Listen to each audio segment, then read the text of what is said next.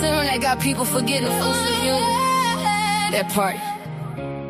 Every laugh ain't harmless. Every post ain't just jokes. Some people smiling online, crying in real life. Enough is enough. Enough is enough. Why you tearing people down for fun? Why? You don't know what they carry when the camera done. Broken souls throw stones, then hide they hands. Cowards in comment sections playing God again. Karma don't miss, karma don't miss. And healing's still possible too. So either spread love or watch life humble you. Yeah. YouTube streets messy, everybody got a target. Creators throwing dirt like hate became a market. Mocking people daily, that spirit look haunted. Tell me who raised y'all, this behavior garbage. Laughing at depression, exposing folks' trauma. Then that shock when tragedy follow behind you. The evil energy, boomerang proper. Come on, pull up silent like a midnight robber. And honestly, do you watch my live? I talk truth, pain, growth, tears, real vibes. Not everybody built for the games online. Some folks want insult from losing their mind. That's facts, no cap. Y'all did the humiliation. Every live stream feel like public execution. Views over souls, cloud over humans. Then wonder why the whole world mentally ruined. Somebody mama crying at night. Somebody daughter hurt inside. Somebody praying not to give up while bullets screenshot pain for life. Shame on you, shame. You need healing too. Only damaged people wake up daily, trying to damage others too. Enough is enough. Why you tearing people down for fun? Tearing them down. You don't know what they fighting when the live stream done. Baby, no. Keyboard killers acting tough online. Whole time spiritually broken inside. Karma don't miss, no. Karma don't skip souls either. Every hateful seed gon' meet the reaper. So to the hurt and bully people, listen close. You matter more than these demons online. These chicks bitter, these dudes weird. Obsessed every day, like why you still here? Refreshing my page while pretending you don't care. Whole personality built off hate and fear. Talk slick online, real life timid. Broken inside, everybody can't feel it. Projecting their wounds while the comments all cheering. That ain't straight, baby, that sickness concealed. And I said what I said. Yeah, some of these creators need therapy bad. Not another live stream drag. Not another fake outrage cash grabs. Yeah. Y'all bully for a living. That's sad. Spirit look bankrupt, dusty and mad. And the people encouraging it just is trash. Laugh now. Karma got a long memory past. Lord, cover the wounded, cover the lonely heart, cover the lonely heart, cover the people crying silently in dark rooms. Teach us compassion again. Teach this world mercy again. Because words cut deep, so deep. And some people never recover. To everybody bullied online, you are not weak because you hurt. You are not crazy because you feel pain. And don't let these empty souls convince you your life got no value. The loudest bullies usually fighting demons they never healed from. That ain't an excuse, but it's the truth.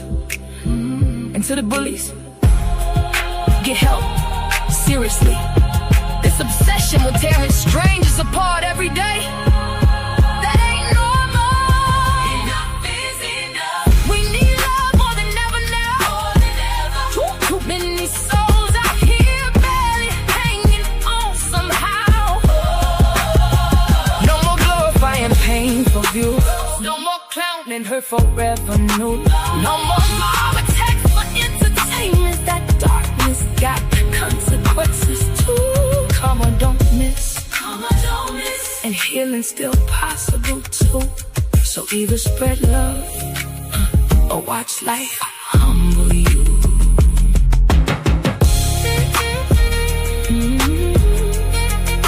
Enough is enough. Spread love before it's too late.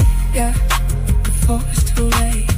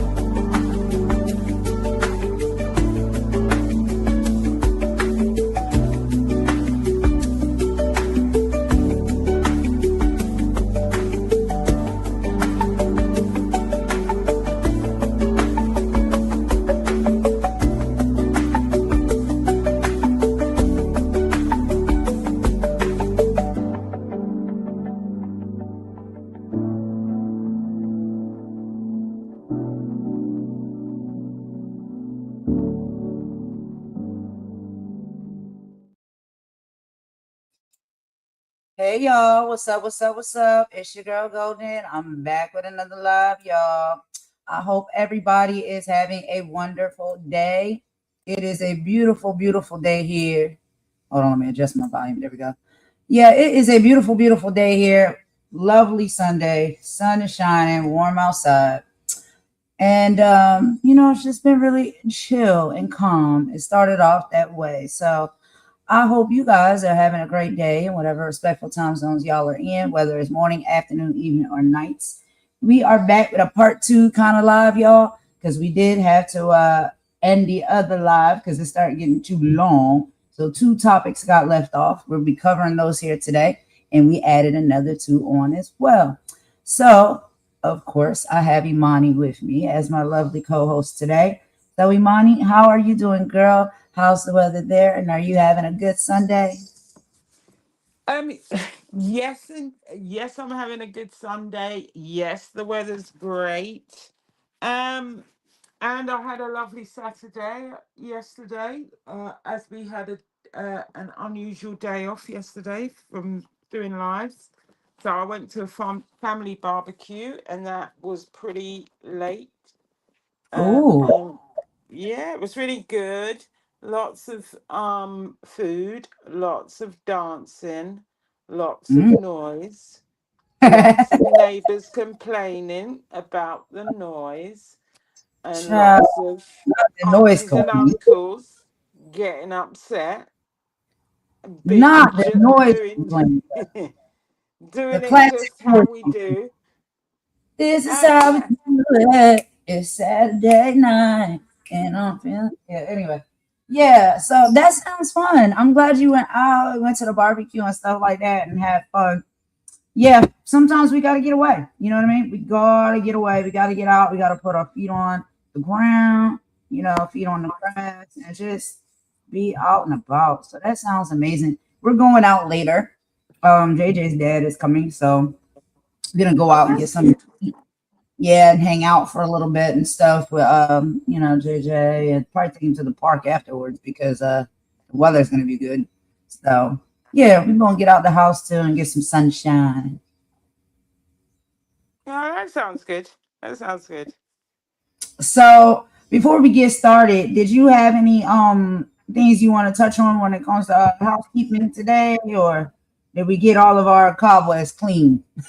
Oh, we've cleaned up all the cobwebs. I don't know. We haven't got any housekeeping stuff. Just to tell the listeners to enjoy their Sunday. Mm. And are we coming back later to do something on history, or are we going to do that early tomorrow? Which one? Yeah, I think the history stuff is going to be tomorrow because we'll probably be Mm, getting in a little bit late, and I know it's going to be even later for you. So yeah. let's just do that Okay. tomorrow. Yeah. Yeah, we need to So do let's that one go because ahead. we didn't. Oh, Go I ahead. tell you what, I will do actually before we start. I'm just going to give a quick run through on. Actually, no. Sorry, scratch that. Let's you carry on with what you were doing. Okay. So Scratch that. y'all, let's go ahead. No, it's okay. It might come back at the end if you want to add something to the end. That's fine, girl. You know how we do. We just sometimes we just adding stuff in. But let me go ahead and give y'all a quick breakdown and let y'all know what we're gonna be discussing on this live. So as you can see, yes, on the first live, we entered into it while playing one of Tupac's most famous videos, as far as him talking about the billionaires and stuff like that, and that was back in 1994. 92, I'm sorry, 1992. And so we segue in from that, showing a lot of stuff that is happening that he predicted would happen with, Trump, this administration, and these billionaires and stuff. But today we are going to be basically finishing off that live. So what we'll be talking about today is the last two topics that we didn't get to, which is going to be, Roland Martin and how he has torched Jesse Waters and some of his racial rants. We also going to be listening to a great conversation between Don Lemon and Reese Waters. and they were speaking on, the Kevin Hart roast, and just both of them giving their own, perspective of how they thought that roast went down and all of those type of things.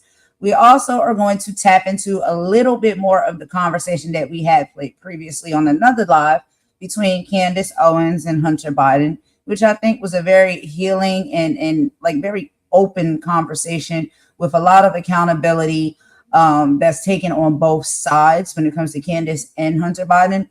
And then we're going to finish it off and hear a little bit of the beginning conversations between young M.A. and Shannon Sharpe over on Club Shay Shay.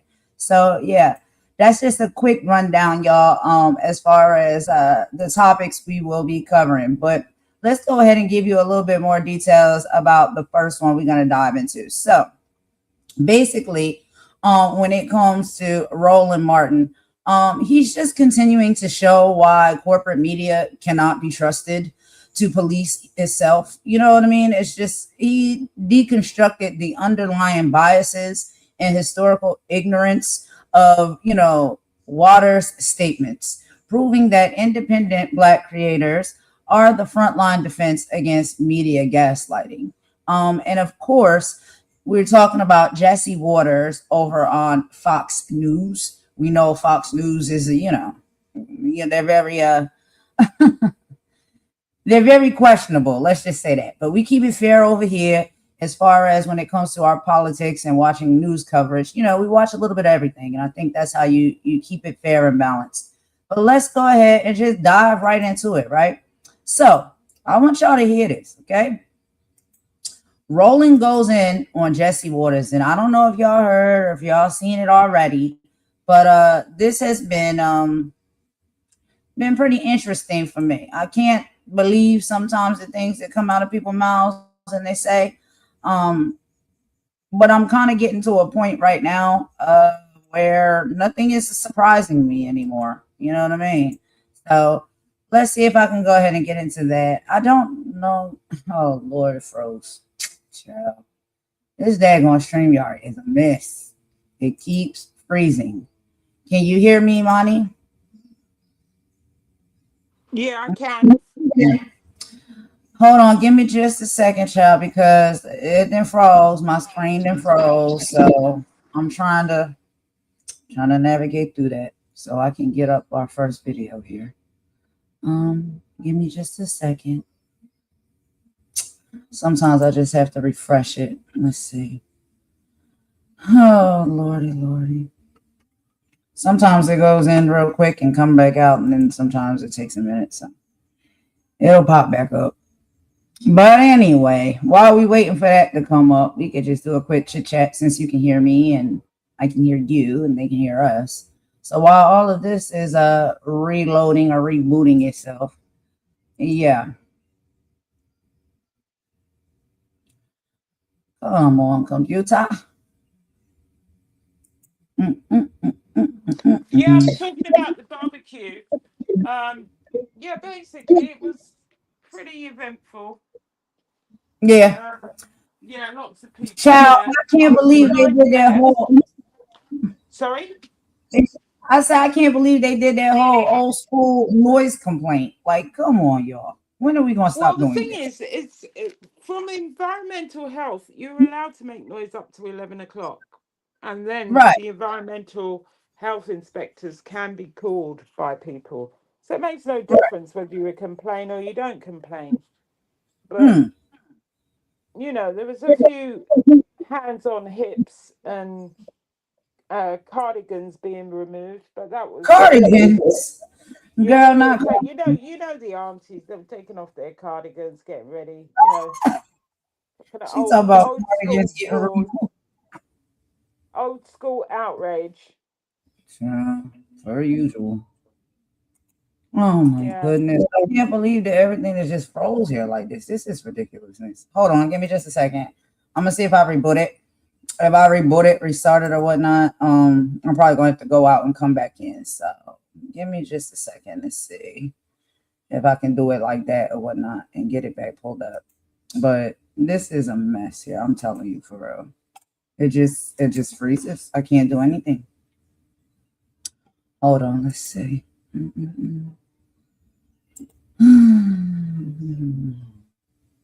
I try to wait because sometimes it'll just like it'll pop back in on its own, but I don't have too much time to waste, so I might just have to go ahead and just restart it, child. Hold on, give me 1 second.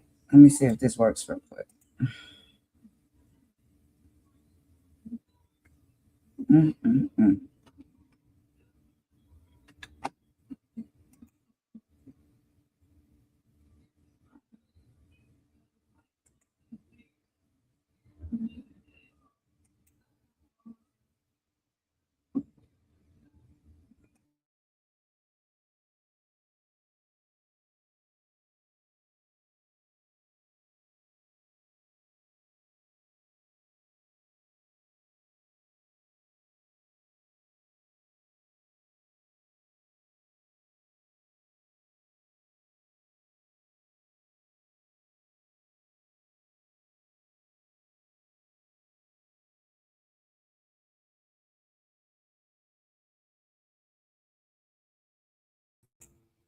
Okay, I'm back. Can you hear me? Yep, sure can. All right. Let's see if we can get this rolling again, child. I had to just restart it. So again, like I said, Roland Martin torches Fox News Jesse Waters over some inappropriate and racist comments. So let me go ahead and get this video up so we can watch together and we'll give our commentary in between. What in the world? I'm telling you, I cannot.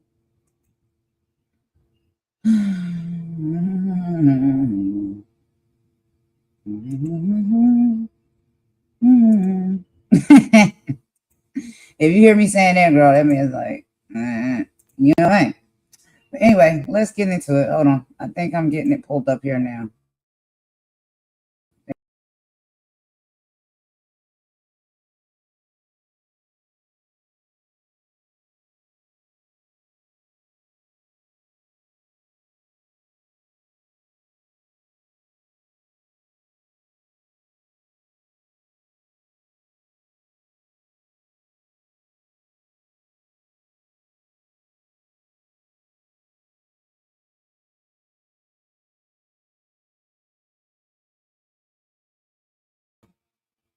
Okay, let's go ahead and get into it. So yeah, you know, all this type of weird stuff that's happening on my computer, all of this stuff is being recorded. So, you know, these are the things, child. These are the things that are being paid attention to very closely. So anyway, let's get into this video.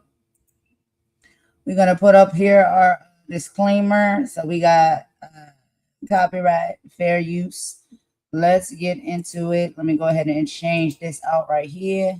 Boom, straight like that. And add to the stage. And let's watch this together, y'all. We'll meet y'all in the chat.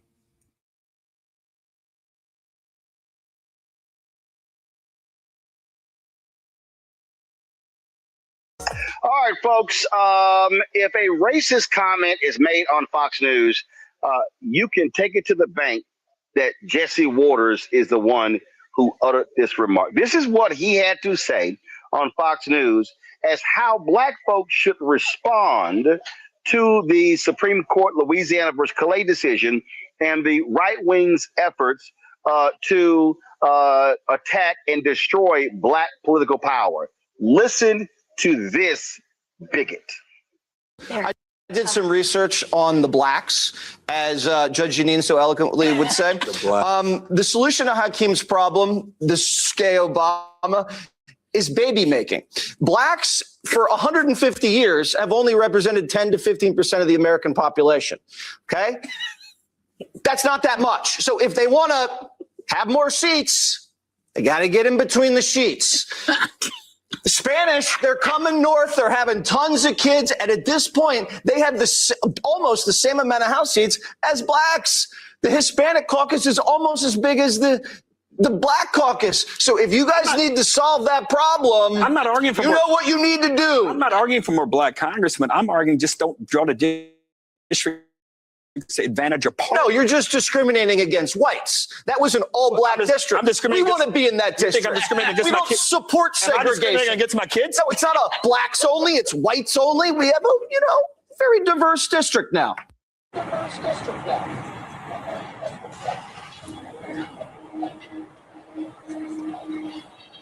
Run that back. I did some research on the blacks, as Judge Janine so eloquently would say. The solution to Hakeem's problem, this gay Obama, is baby making. Blacks for 150 years have only represented 10 to 15% of the American population. Okay? That's not that much. So if they want to have more seats, they got to get in between the sheets. The Spanish, they're coming north. They're having tons of kids. And at this point, they have almost the same amount of House seats as blacks. The Hispanic caucus is almost as big as the black caucus. So if you guys need to solve that problem, I'm not arguing for what you need to do. I'm not arguing for more black congressmen. I'm arguing just don't draw the districts to advantage of party. No, you're just discriminating against whites. That was an all-black district. I'm discriminating. We want to be in that district. You think I'm discriminating against my kids? We don't support segregation. Am I discriminating against my kids? No, it's not a blacks only. It's whites only. We have a, very diverse district now.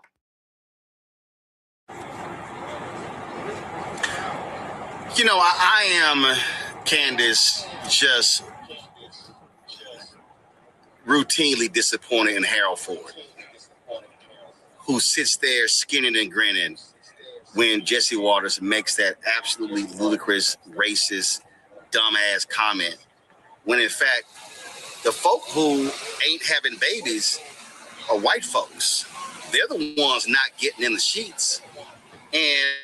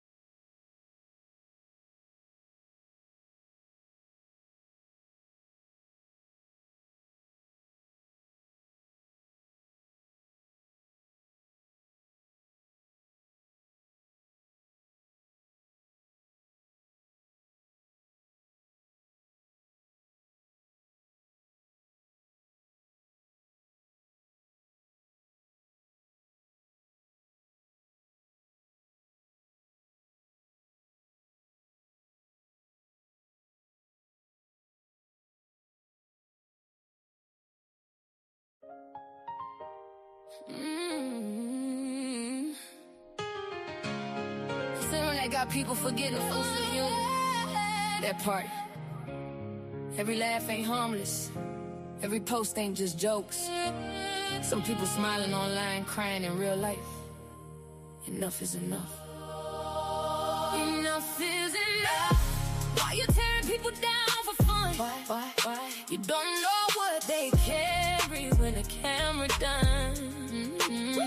Broken souls throw stones and hide their hands. Cowards in comment sections playing God again. Karma don't miss. No, karma don't miss. And healing's still possible too. So either spread love or watch life humble you.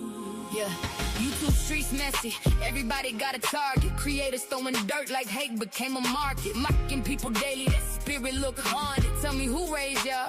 This behavior garbage. Laughing at depression, exposing folks' trauma. Then act shocked when tragedy follow behind you. The evil energy, boomerang proper. Come on, pull up silent like a midnight robber. And honestly, do you watch my live? I talk truth, pain, growth, tears, real vibes. Not everybody built for the games online. Some folks want insult from losing their mind. That's facts, no cap. Y'all did the humiliation. Every live stream feel like public execution. Views over souls, cloud over humans. Then wonder why the whole world mentally ruined. Somebody mama crying at night. Somebody daughter hurt inside. Somebody praying not to give up while bullets screenshot pain for life. Shame on you, shame. You need healing too. Only damaged people wake up daily, trying to damage others too. Enough is enough. Why you tearing people down for fun? Tearing them down. You don't know what they fighting when the live stream done. Baby, no. Keyboard killers acting tough online. Whole time spiritually broken inside. Karma don't miss, no. Karma don't skip souls either. Every hateful seed gon' meet the reaper. So to the hurt and bully people, listen close. You matter more than these demons online. These chicks bitter, these dudes weird. Obsessed every day, like why you still here? Refreshing my page while pretending you don't care. Whole personality built off hate and fear. Talk slick online, real life timid. Broken inside, everybody can feel it. Projecting their wounds while the comments all cheering. That ain't straight, baby, that sickness concealed. And I said what I said. Yeah, some of these creators need therapy bad. Not another live stream drag. Not another fake outrage cash grab scam. Y'all bully for a living, that's sad. Spirit look bankrupt, dusty and mad. And the people encouraging it just is trash. Laugh now, karma got a long memory past. Lord, cover the wounded, cover the lonely heart, cover the lonely heart, cover the people crying silently in dark rooms. Teach us compassion again. Teach this world mercy again. Because words cut deep, so deep. And some people never recover. To everybody bullied online, you are not weak because you hurt. You are not crazy because you feel pain. And don't let these empty souls convince you your life got no value. The loudest bullies usually fighting demons they never healed from.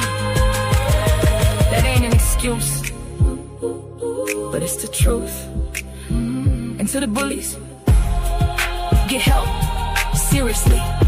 This obsession with tearing strangers apart every day, that ain't normal. Enough is enough. We need love more than ever now. Too many souls out here barely hanging on somehow. No more glorifying painful views. No more clowning hurtful revenue.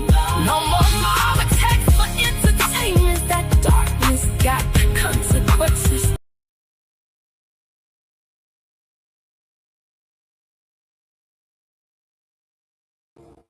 All right, y'all. I hope you can hear me. I hope the sound is okay.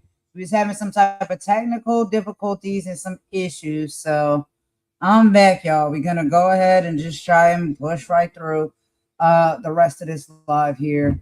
I do not know what's going on, but we about to just push through it, okay? So, like I said, this is Roland Martin calling out Fox News.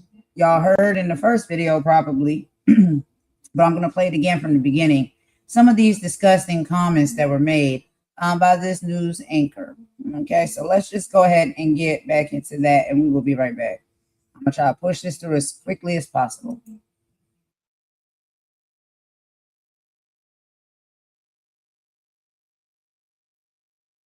Made on Fox News, you can take it to the bank that Jesse Waters is the one who uttered this remark. This is what he had to say on Fox News as how black folks should respond to the Supreme Court Louisiana versus Calais decision and the right wing's efforts to attack and destroy black political power. Listen to this bigot. I did some research on the blacks, as Judge Janine so eloquently would say. The solution to Hakeem's problem, this gay Obama, is baby making. Blacks for 150 years have only represented 10 to 15% of the American population. Okay? That's not that much. So if they want to have more seats, they got to get in between the sheets. The Spanish, they're coming north. They're having tons of kids. And at this point, they have almost the same amount of House seats as blacks. The Hispanic caucus is almost as big as the black caucus. So if you guys need to solve that problem, I'm not arguing for you know what you need to do. I'm not arguing for more black congressmen. I'm arguing just don't draw the districts to advantage your party. No, you're just discriminating against whites. That was an all-black district. I'm discriminating. We want to be in that district. I'm discriminating against we don't support segregation. Am I discriminating against my kids? No, it's not a blacks only. It's whites only. We have a,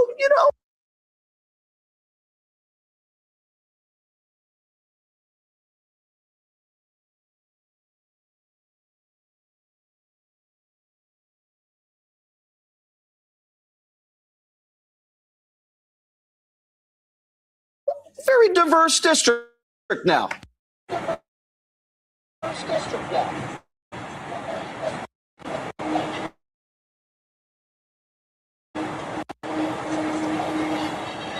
Run on the blacks, as Judge Janine so eloquently would say. The solution to Hakeem's problem, this gay Obama, is baby making.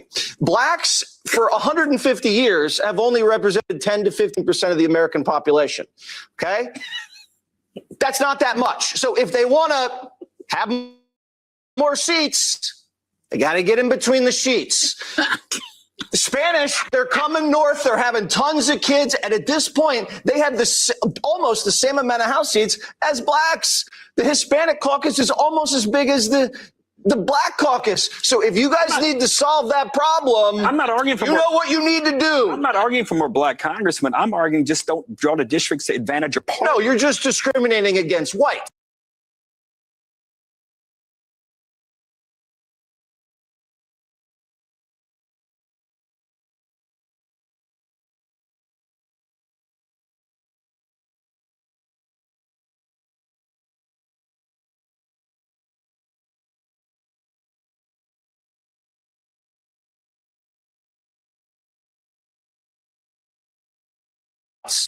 That was an all-black district. I'm discriminating. We want to be in that district. I'm discriminating against we my don't support segregation. Am I discriminating against my kids? No, it's not a blacks only. It's whites only. We have a, very diverse district now.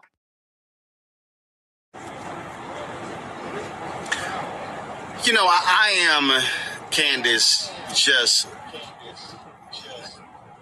routinely disappointed in Harold Ford, who sits there skinning and grinning when Jesse Waters makes that absolutely ludicrous, racist, dumbass comment, when in fact, the folk who ain't these are white folks. They're the ones not getting in the sheets. And the reality is the actions that they are taking are because white people have stopped having kids. But this is what we come to expect from a sheer buffoon of Jesse Waters. That's who he is. bit of a Kevin Hart roast where you just had, you know, these very questionable jokes and statements, and then people just kind of laughing and not knowing exactly what to say. Now, I don't use this word a lot, but he sounded completely stupid because the point that you made. And the other point is that Blacks have the numbers in the districts. That's why we need the representation. It's just that the lines have been shifting. So all around, none of it makes any sense at all. I don't know what to say, but I am not surprised. It's just kind of, you know, the same tune with different lyrics. And here we have lyrics that take us back to the slave days and the way that people were forced to make babies in order to work the plantation. It's the same thing. And this is exactly what I'm thinking about.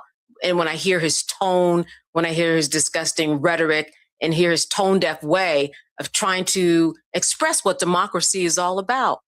Absolutely ridiculous, not surprised, and glad that he is continuing to show himself. And of course, he's trying to be cute there, Michael, by saying the Blacks. Yeah, you know, it's so much here. So let me keep this brief. So first of all,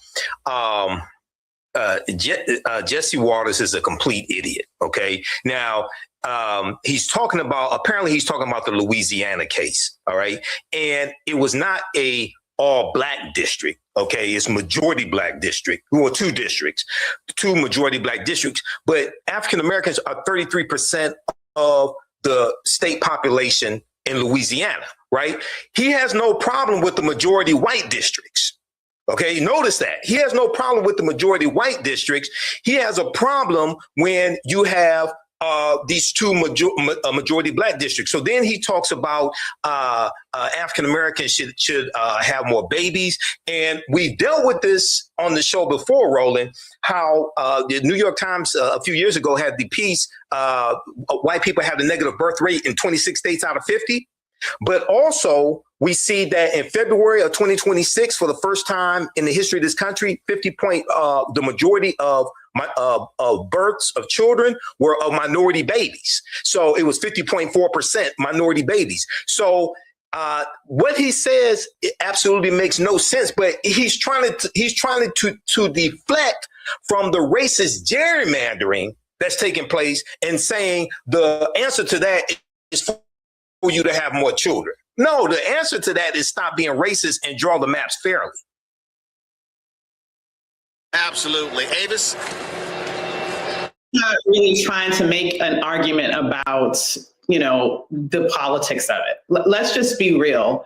What we witnessed is the quiet white conversations that typically happen in white spaces when no black people are around, or when safe black people are around, like Henry Ford, who sits there and wants to giggle and laugh and talk about the fact that, oh, well, I wasn't talking about race. I don't want them to do it by just, and it's really it's really interesting because his whole political career was ended because of a racist ad. And he's going to sit there and now sell his soul to sit there and shuck and jive for racists on national TV. I hope he's proud of himself. But what we just saw there was a display of what typically happens among racists, but it was just put there on full view for all to see. Lastly, I will say, to your point, Roland, you have seen a lot going on right now with the right wing trying to incentivize white people to have more children. Truth be told, this is the whole reason why they went after Roe v. Wade. They want white women at home birthing more babies. They are right now pushing an agenda where they're trying to actually pay them to have babies. I just saw a couple of days ago a report literally on Fox News where they were whining and complaining about how low the teenage pregnancy rate was. You have white lawmakers across the country trying to pass legislation or barely getting legislation knocked down that would allow them to be able to marry basically teenagers.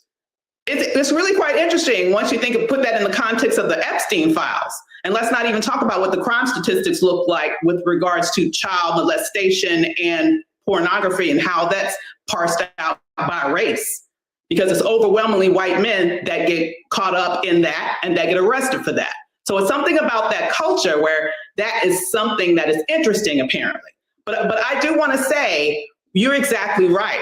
We're here because they understand that they are at a population disadvantage. And they are creating a system now through this gerrymandering where they no longer have, they're trying to create a system where they will no longer even need the majority in numbers to win.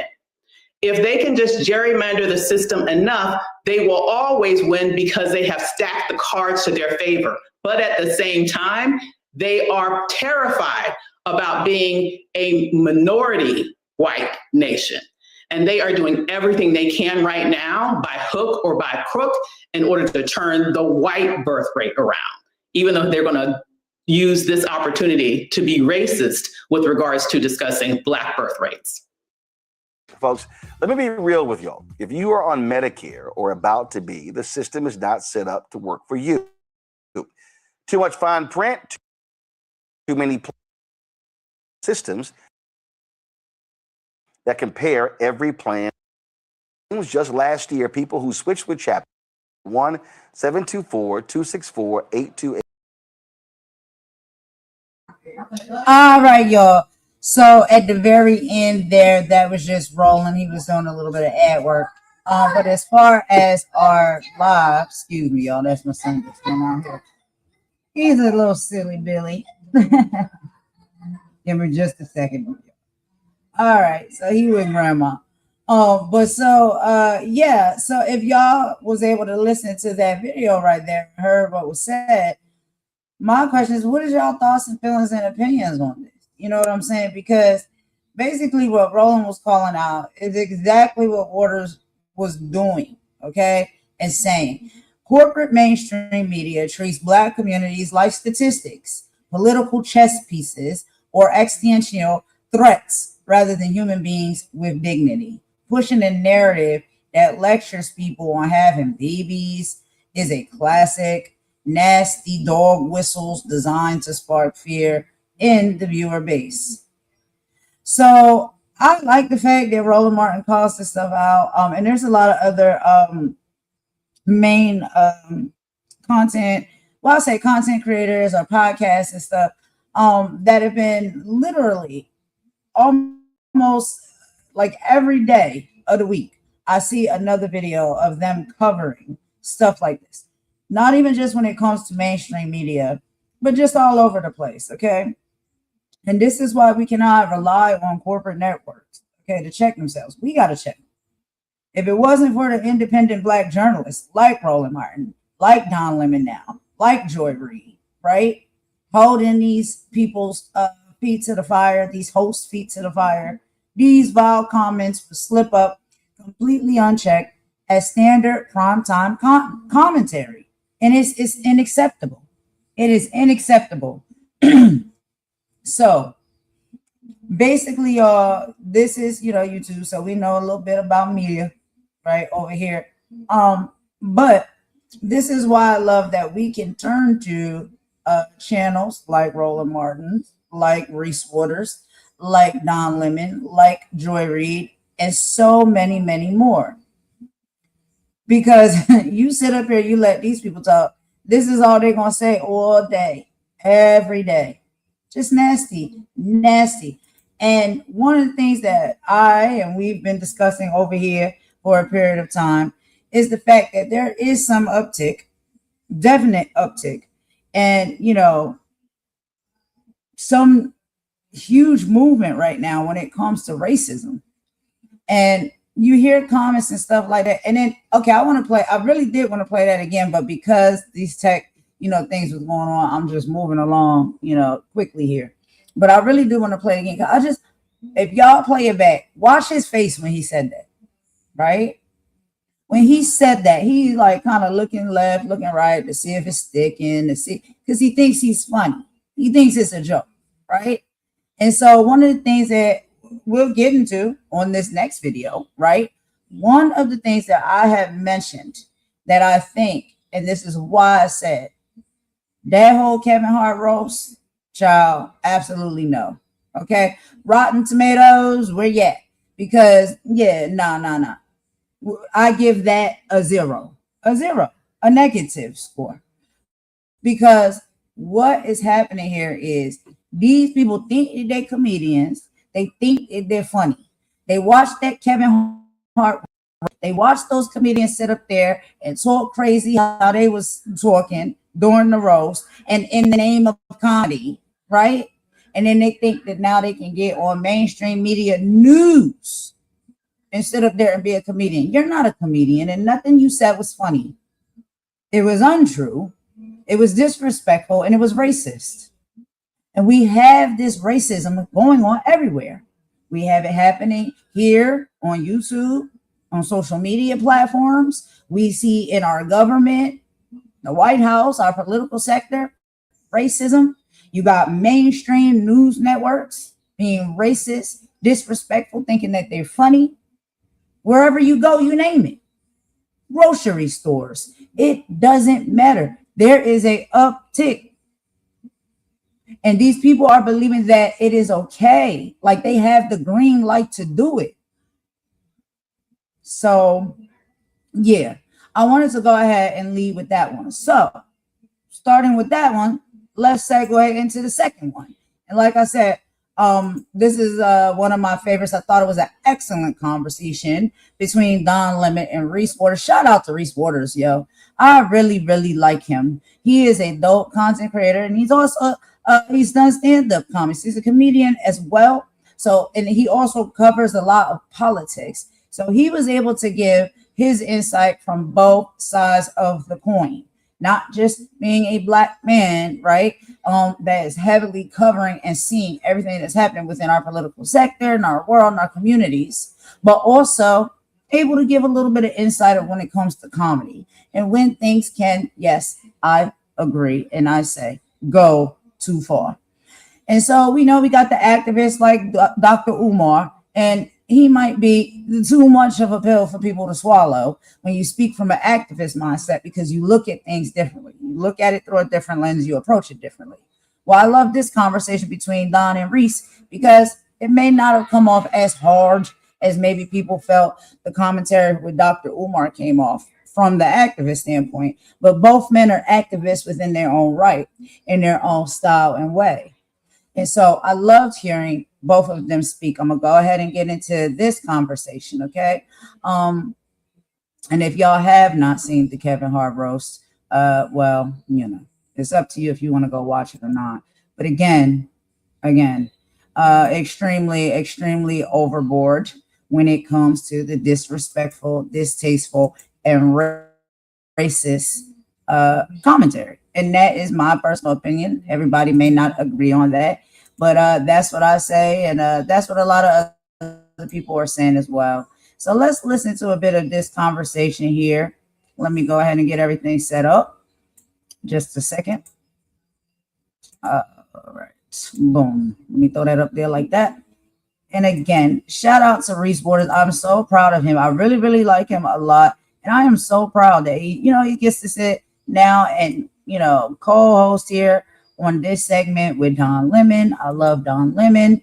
I love to see our brothers doing it like this. And I love to see the collaboration moving up the ladder. This is what can happen. This is what can be possible if we stop being crabs in the barrel and haters and just let people do what they do and win. You know what I mean?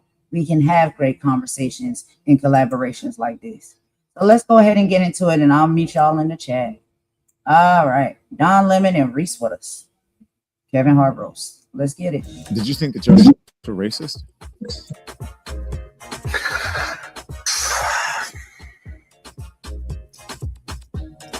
We have a gift. Not free, though, but someone who is here by popular demand, who you guys have been asking for in the chat always. And I'm like, what about me? You don't love me? You don't even ask for me that much.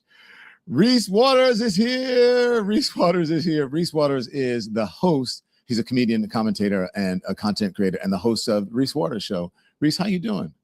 Hey, what is going on? I'm thrilled that all of your crew connected us finally, and it's a big moment for me because my mom has been telling me to be more like Don Lemon for the last decade. Hopefully this counts. Hopefully we got screen capture this and send it to her, and we good. We good. Hi, Mama. Is she suggesting you get arrested? Like what's going on? You know what? That's actually a good point. That's actually a fair. I should probably ask her about that. I should probably. But you know what? I also want to send some love out to your last guest, D.L. Hughley. It's like crazy that we would be on the same show because people were calling me D.L. Hughley the whole time that I was coming up. Not because our comedy was the same, just because they thought that I looked like D.L. Hughley. So I want to apologize to him because people thought D.L. Hughley was bombing in the back of coffee shops and open mics when he was supposed to be on national television. Like, I just saw D.L. Hughley on national TV. What is he doing on the subway train? That was me. Yeah. He'll probably hear that. Reese, let me ask you this. You obviously you're a comedian who you said bombing in the back of coffee shops. Not anymore, though. We just had D.L. Hughley on. Earlier, I did an interview. I sat down with Trevor Noah, and we talked about this as well. Can we talk about the Kevin Hart comedy roast? What'd you think? Multiple things can be true. Okay, which is we face that when it comes to our political world all the time, do we not? Multiple things can be true. I think that when it comes to a roast, the objective generally is to make people uncomfortable, especially with the kind of material that you would hear at a traditional comedy show. And I would also say, just as a general statement, something I've noticed over the past couple of years, that it's a really crazy world we live in when comedians, whether it be from the Kevin Hart Roast or whether it be, something from Dave Chappelle's last special or whoever, whatever the case may be, but comedians seem to have a higher bar these days than politicians. Politicians can get up and just say the thing and they will have armies of people defending them. But when it comes to comedians, they are the ones that are supposed to navigate this very intricate maze. So that's one thing I find to be true is the nature of a roast. That being said, I think when you have a roast, right? When you're having a moment like that where people are going to be telling jokes that are going to be on the line / over the line, you want to make sure that you have a level of camaraderie and respect amongst those people. The reason why those jokes work, the reason why we don't typically have brawls at the end of roasts is because people have a relationship. Generally, there's some love that's shared amongst all those people that are delivering those jokes and saying that material. I think when it came to some of the material from the Kevin Hart roast, one of the reasons why people had such issue with it, and one of the issue that I had wasn't so much the joke that was told, it was who was telling it.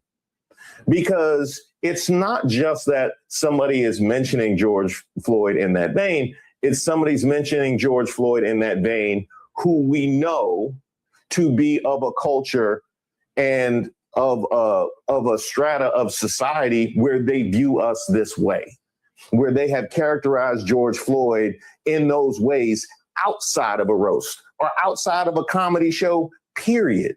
That was the biggest issue that I had with it. Did you think the jokes were racist?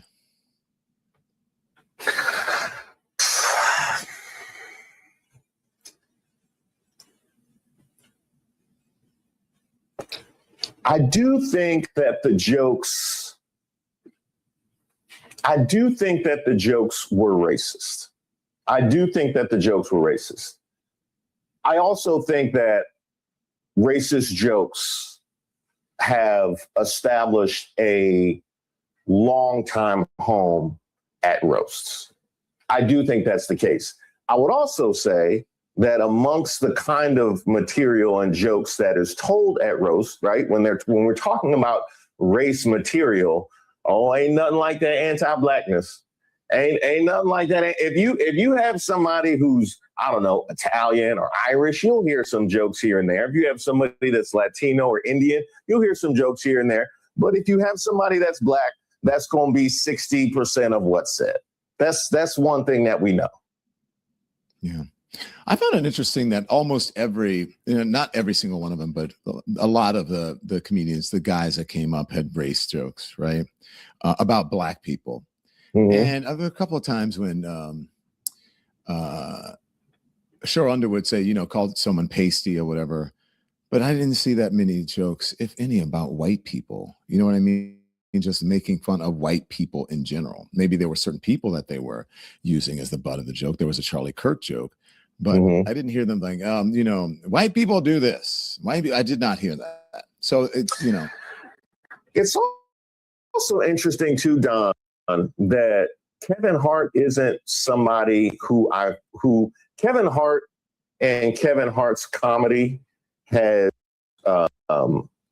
made a point to not to racialize a lot of what he does.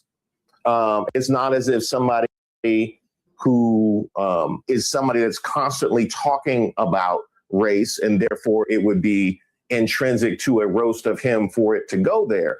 So for there to be this much race material surrounding Kevin Hart says to me, it doesn't exactly matter who it was. It's just the fact that they were Black. This is what it's going to be. Wait, explain that to me again. Sorry. So what I was saying is Kevin Hart is somebody who has kind of transcended Black famous, and he's become mainstream famous. So the fact that that's where the jokes go tell me that that's just where they were going to go regardless. It doesn't have anything to do with the nature of his comedy or the kind of level of his fame. It has to do with the level of his melanin. That's where it's going to go. Were you uncomfortable with the Charlie Kirk joke? You know what made me uncomfortable? Well, to answer your question, I wasn't uncomfortable with the Charlie Kirk joke. It did kind of feel to me, and I'm somebody that watched it, I watched it in kind of segments. So it if I watched it it kind of felt to me like a get back from the George Floyd. Like let's make sure we get that one in there. Let's make sure we balance these both sides. The Cheryl Underwood stuff was kind of wild when they were talking about her husband. And to the point that I made about roasts and the nature of jokes at roasts, apparently she had communicated that this was okay for them to tell those kinds of jokes. So this is what we're going into. What about the George Floyd joke? How'd you feel about that?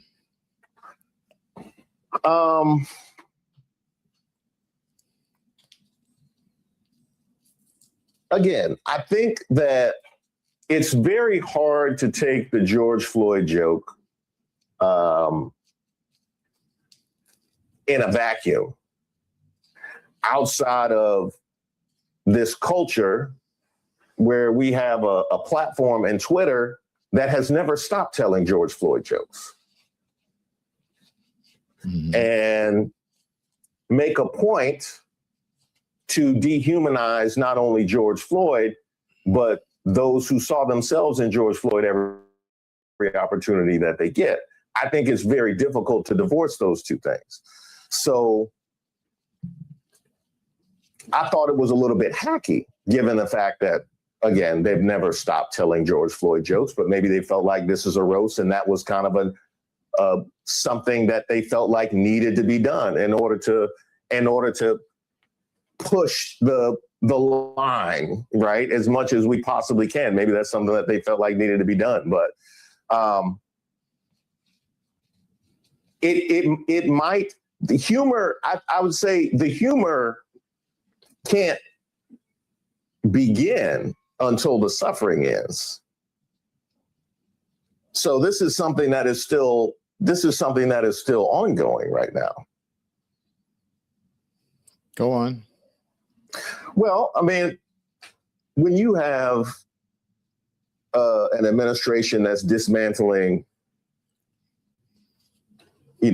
the civil rights division of the Justice Department, well, that kind of tells you exactly what their intentions are. when you have somebody who talks about weaponizing the military against the American people prior to getting in office, that kind of tells you what their intentions are. And we have seen the specific targeting from this administration of the Black community, whether it be our history, whether it be our jobs, whether it be our reputations. This is something that they have made a point to do since January of 2025. So what we saw when it came to George Floyd and the symbolic nature of what that represented to so many people has borne itself out in the years that have followed. Yeah. I know that people try to make George Floyd and Charlie Kirk an apples to apples comparison. I don't think that it is. Number one, Charlie Kirk was a very public person who gave very strong opinions about how he felt about Black people and women and all of that. George Floyd was not a public person. He was a private citizen. One of them was killed by gun violence, right? If you really want to be honest about it, should not have died that way, but the very guns that the people who were there and the people who are upset about the jokes that they want, right? Mm-hmm. That they promote. Mm-hmm.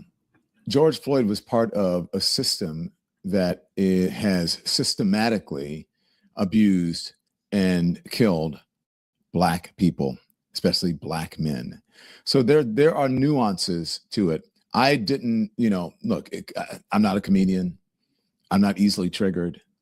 But I think that there has to be something in the joke that really makes you think, or it just has to be funny. And maybe my idea of funny is not your idea of funny. But, when they say, well, people weren't upset about the Charlie Kirk joke, but they were upset about the George Floyd joke. Well, what about the racism there? It's like, no, they're actually not the same thing, although they were both tragically killed. Another thing that strikes me as interesting, and I agree with your point, Don, is the mental gymnastics inherent in both cases, because just as you stated, and what I would happen to agree with, is that George Floyd is a huge piece of a larger narrative when it comes to violence that's perpetrated against American citizens, which is a narrative that so much of America doesn't want to accept, acknowledge, and try and rectify. The same is the case with gun violence. The same is the case with the kind of political violence that we have seen over the course of the last couple of years, and certainly the political rhetoric that we've seen over the course of the last couple of years. And they don't want to grapple with that. That was Chelsea Handler at the roast. I thought she did a really good job. I actually did not start laughing until Jeff Ross came on. I didn't think. All right, y'all. So I'll pause it right there and make a little bit of commentary. So yeah, some of the things is getting skipped around because you know how YouTube is, right? And even Don Lemon and Reese, they know how to move and operate with it as well. So some of the things you kind of got to cut out, you got to skip out, you got to trim out, edit out, all of the things, But yeah, so they were having a little bit of a conversation that they did have to trim out. So that's why I skipped like that. So I figured I'd just go ahead and do some commentary. So everything that they've been speaking about so far, I couldn't agree more, right? Like with Don's thoughts and feelings and opinions, and with Reese's thoughts and feelings and opinions, which basically like mirror my own. And we've had this conversation on several other lives when we first start covering the Kevin Hart Roast and some of those distasteful jokes. The one major one being the George Floyd joke. But after doing some of the coverage and sitting and seeing, some of the commentary that Dr. Umar made as well, it was just like, a lot of those jokes were very distasteful, very racist, and very inappropriate. And there was even a point in time within the roast where one of, the Caucasian comedians admitted to the audience that they told them and instructed him to be racist. So this is my question. You know what I'm saying? If you tell somebody, you know what I'm saying, that this is okay, this is what we want you to do, we don't have a problem with it, this is great for TV, this is great for ratings, whatever it is, they're going to feel like they have the green light. And that's why I said the responsibility, honestly, and the pressure needs to be put on the proper people, which is everybody involved, right? The ones that just because you give a green light, you know, is still distasteful and is still, you know, harmful and hurtful, but you decide to do it anyway just because you got the green light. The ones who give the green light, especially the ones where it's like you're giving a green light for people to tell racist jokes and you're a black person. Make that make sense. That's just never gonna make sense to me. Like, why are people going around giving, why are you giving green lights for racism? A roast is a roast. Jokes that may be, you know, below the belt or something like that, I get it if it's a roast. But as far as when it comes to this racism, especially due to the fact that we are at a high temperature right now of racism in this world, especially this country, the United States. Historically, we have not beaten racism at all, at all. And as much as people like to walk around and skip around and hop around and think that that is the days that were behind us, no. These are the days that are right in front of us, literally on our plate, right in front of us. And so, no, racism never went anywhere. Apparently, it's not going anywhere because we give people the green light to be racist against us. So, you know, and that's not me saying that these people should say, oh, well, it's not on us. You know, if they said it's okay for us to be racist, you know, or racist towards them or say racist things towards them, then, hey, we're out of it. We're not in trouble. We didn't do anything wrong. They said it was okay. No, it's not okay when you do it. And it's not okay for you to give a green light or a pass for it to happen, period. And there's some type of disconnect that I think is really happening with amongst the people, to where we don't have like no integrity and no pride for ourselves at all, like at all, because there would be no way, speaking for myself, no way that I would be in any boardrooms or any conference tables or meetings preparing this daggone roast and have a voice in the matter and a hand in the matter and say, yeah, you know, let's make it real gritty. Yeah, let them tell racist jokes. That sounds like a good idea. What? No respect. No respect for anybody. If that's what you said and that was the energy you was given when that meeting and all of those, you know, plans and stuff was being made for that daggone roast, if a black person came out of their mouth and said that, no respect. Cheryl Underwood, I seen her come out and did an interview afterwards because people felt bad, right? Because she seemed like she got roasted more than Kevin got roasted. She said it was okay. She said she got a phone call and was asked, is it okay if I make these jokes? And she said yes. But then she got a Netflix special out of it. So, and there's that, right? So again, it's just like, oh, I got a headache.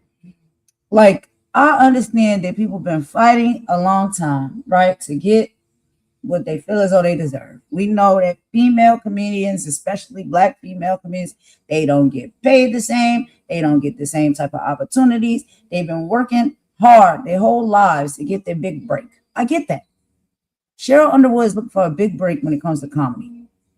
She also is no longer, I believe, on The View or whatever like that. I think she don't work there no more or something like that. I don't know how all that went down. But yeah, that's not a bag that's coming in for her no more. So she may need a bag, and she's just overdue waiting for her time and her shine in the sun.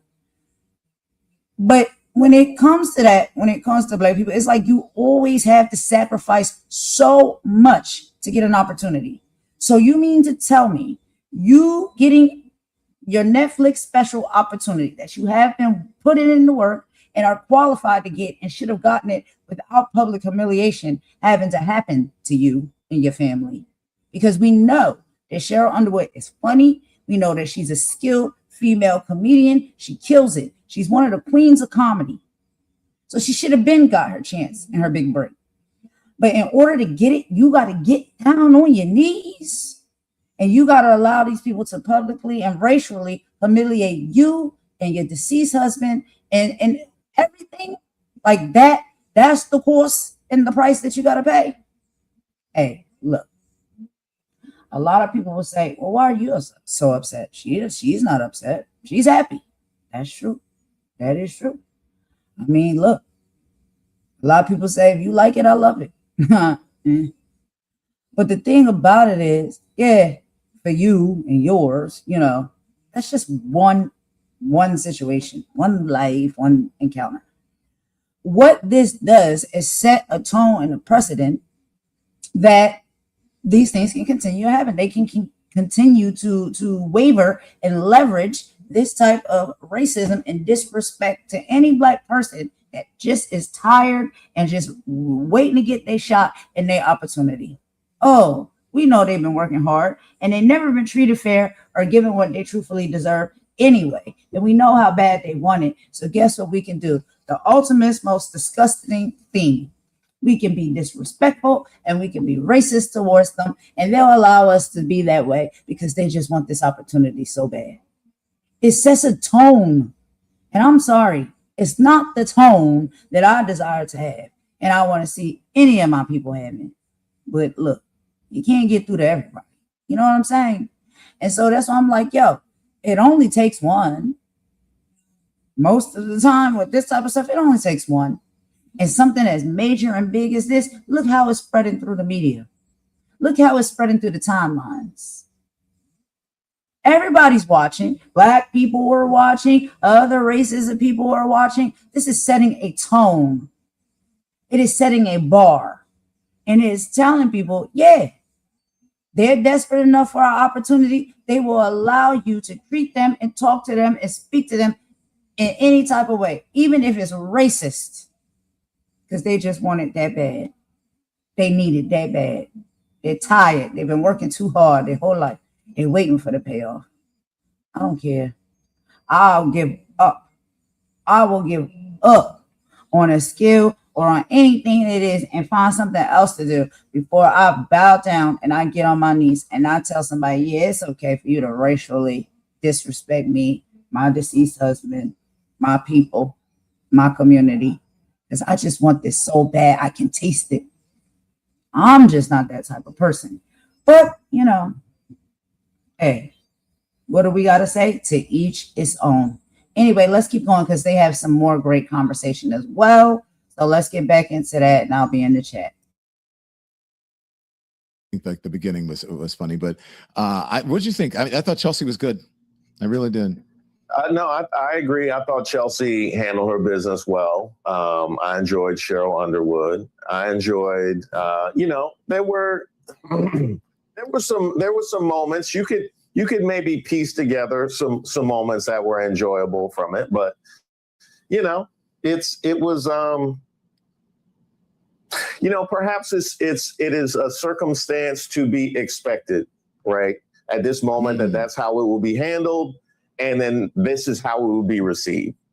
I would expect that a roast in 2026 probably goes this way. I guess we could have seen this coming. Especially since, Tony Hinchcliffe was there and we remember the whole barge or whatever pile of garbage floating in the ocean, the Puerto Rican joke. You know what I mean? So Don, I guess. Don, here's the problem I have, right? Because I mentioned earlier about it wasn't so much about the joke, it was about who told the joke, right? Mm-hmm. And I grapple with this all the time. Fortunately, I'm in DC, so I'm not necessarily having to confront people whose beliefs and votes activated a lot of what we are trying to confront right now. But something isn't landing with me with the ramifications of people's actions and behaviors.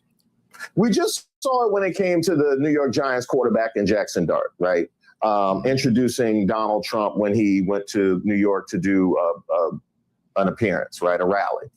And you saw the response from one of the edge rushers, Abdul Carter, who couldn't believe that he would stand next to Donald Trump. And of course, the sports media is aflame. And he's calling out his quarterback publicly. That is, you don't do that in the locker room. Well, something is not connecting between the ramifications of what your support has meant for me, has meant for my family, has meant for, women, has meant for any number of people. We're content creators. We have to grapple with it all the time. You certainly are dealing with it on an ongoing basis. Something isn't connecting between the ramifications of your behavior that we can sit here and ignore it and stand together as if you didn't do the thing. I don't understand that. I do. I hear you. I do think despite or in spite of everything that happened, I happen to enjoy Cheryl Underwood. She agreed to the jokes. I don't know, that's her thing. I was like, that was happening. But I thought she sold the show. Roll Cheryl.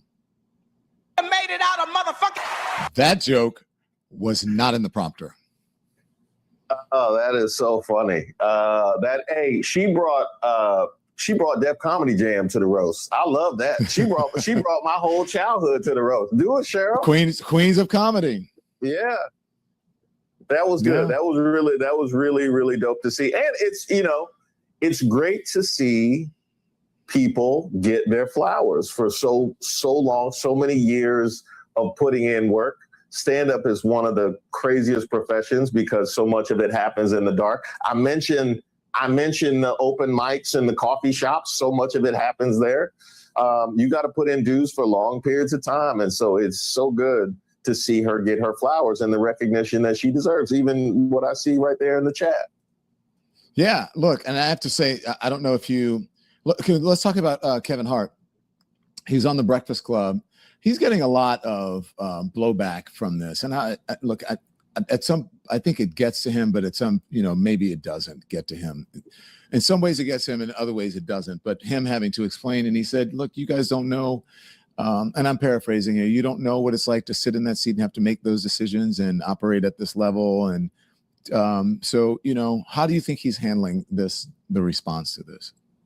Did you see his appearance on The Breakfast Club? I did not see his appearance on The Breakfast Club, but I think Kevin Hart's biggest error was how he reacted when some of those jokes were told.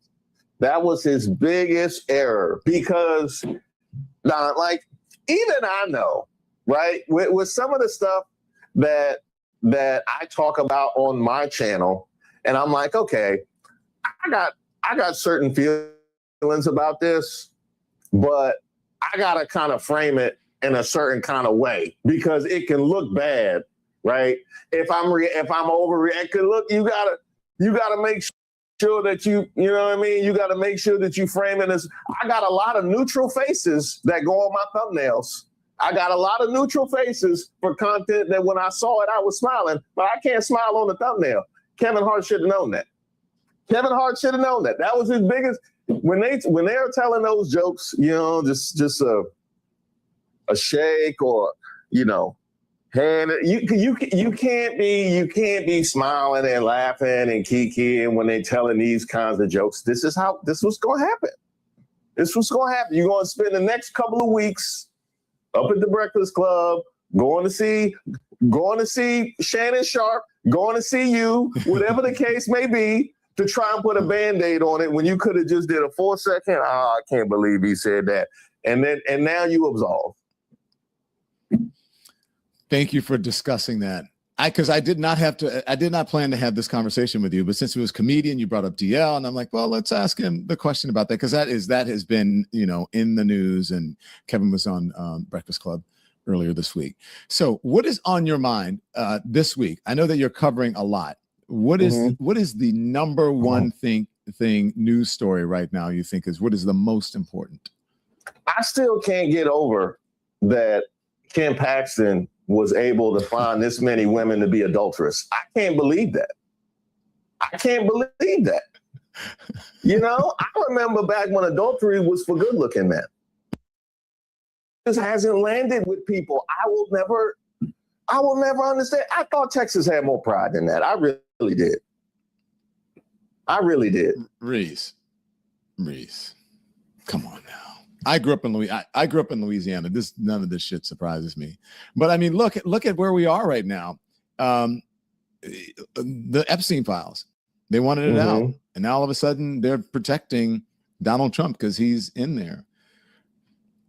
So I'm not surprised that we're at this point. I was surprised that the margin was so wide, but I'm not surprised that he won. You know, the level of mental gymnastics it takes to MAGA at this particular point in time is just crazy. And then you see people fall by the wayside, like Megyn Kelly. She couldn't do the jump, right? When it comes to Iran, she couldn't do the jump. Now they calling her out, and I'm like, bro, y'all just the circular firing squad that y'all have created is nasty work. And by the way, I put out a video.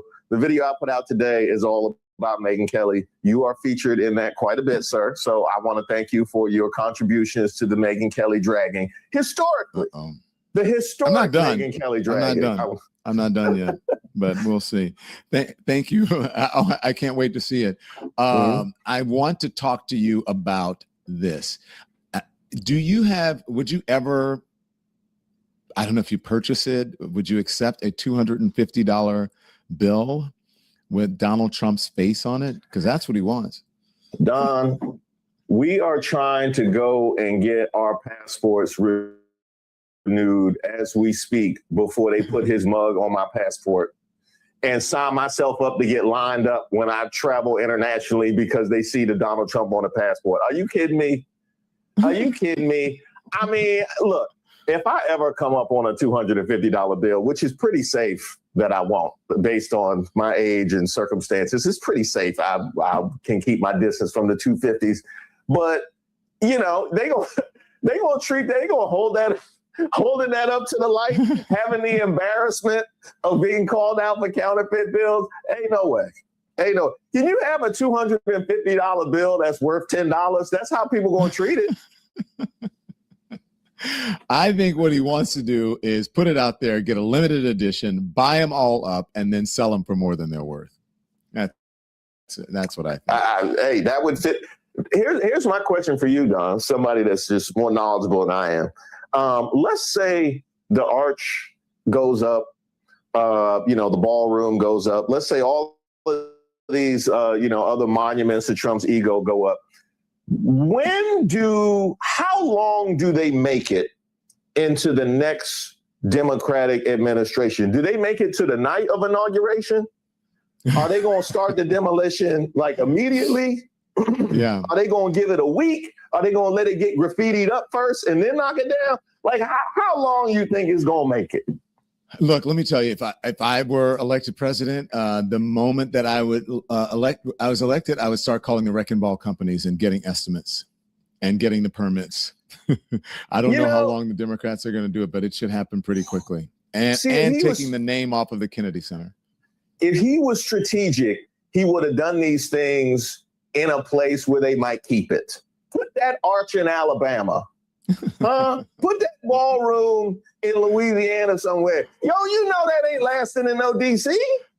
Don't do that to my family in Louisiana.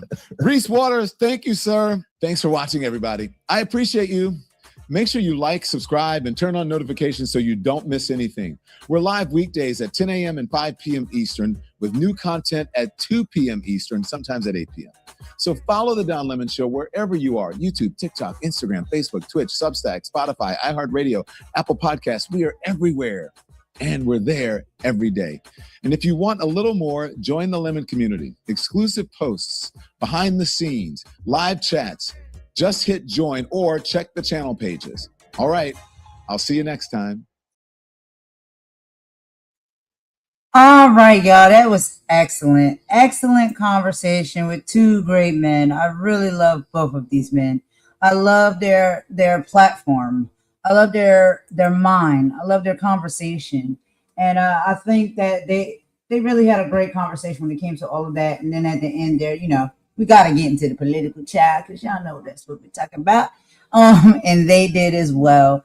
And so, Imani, you are back with me, girl. I know you've been listening to a little bit of this in the background. So I'm gonna go ahead and let you lead. Come on up and let me know, what did you think about that conversation between Reese Waters and Don Lemon? And we've already discussed between ourselves, and on the platform as well about the Kevin Hart roast. So what more do you think or feel about that conversation that they had, some of the points that Reese was making, some of the points that Don was making, and your overall, thoughts and feelings on that conversation? You can come up and tell us, girl.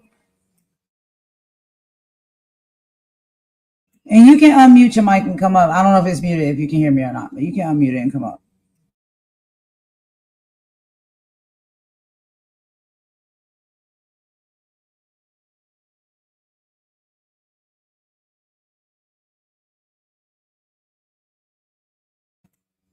Okay. All right. Don't worry. I got you, girl. Take your time. I'll give you just a minute. Get your mic back set up and stuff like that. No problem. Yeah, because I know I had to reset some of my hardware and software as well. So it is, when these things be going on, you got to reset your stuff. So we'll get it all back set up and stuff, and we'll move on to the next topic in just a minute, y'all. So I'll go ahead and read that out for y'all. But I did have a few thoughts and feelings and opinions of my own that I wanted to add that I have previously said on some of the other videos as well. But like overall, what I was saying is, hands down, the roast was trash. That's just my personal opinion. If anybody feels a way about that, I'm so sorry, but I didn't like it. I thought it was very distasteful. I understand a roast. I understand comedy. You can roast Kevin Hart. You can bring your best comedy and put your best foot forward when it comes to comedy. That wasn't comedy. That was a public lynching, okay? And a lot of the reason why that was done is because individuals, I guess, were promised or looking for an opportunity. And in order to get it, that's what they had to go through. That was a humiliation ritual. And the thing that I think is most sad about it is that Kevin Hart, who is a person that's in a position to give a sister like Cheryl Underwood an opportunity without her having to go through public humiliation, right? Or a humiliation ritual at the hands of, let's just say, these individuals that probably at the core, don't really care or really like Black people or have no problem making them, the laughing stock, or the laughing stock of, the community, for their own entertainment. Bruh, that's the whole point that you're missing, Kevin. And this is my issue I have with Kevin. If I could talk to him, and I'm nobody, I understand it. I probably would never be in the same room as Kevin. He don't know who I am.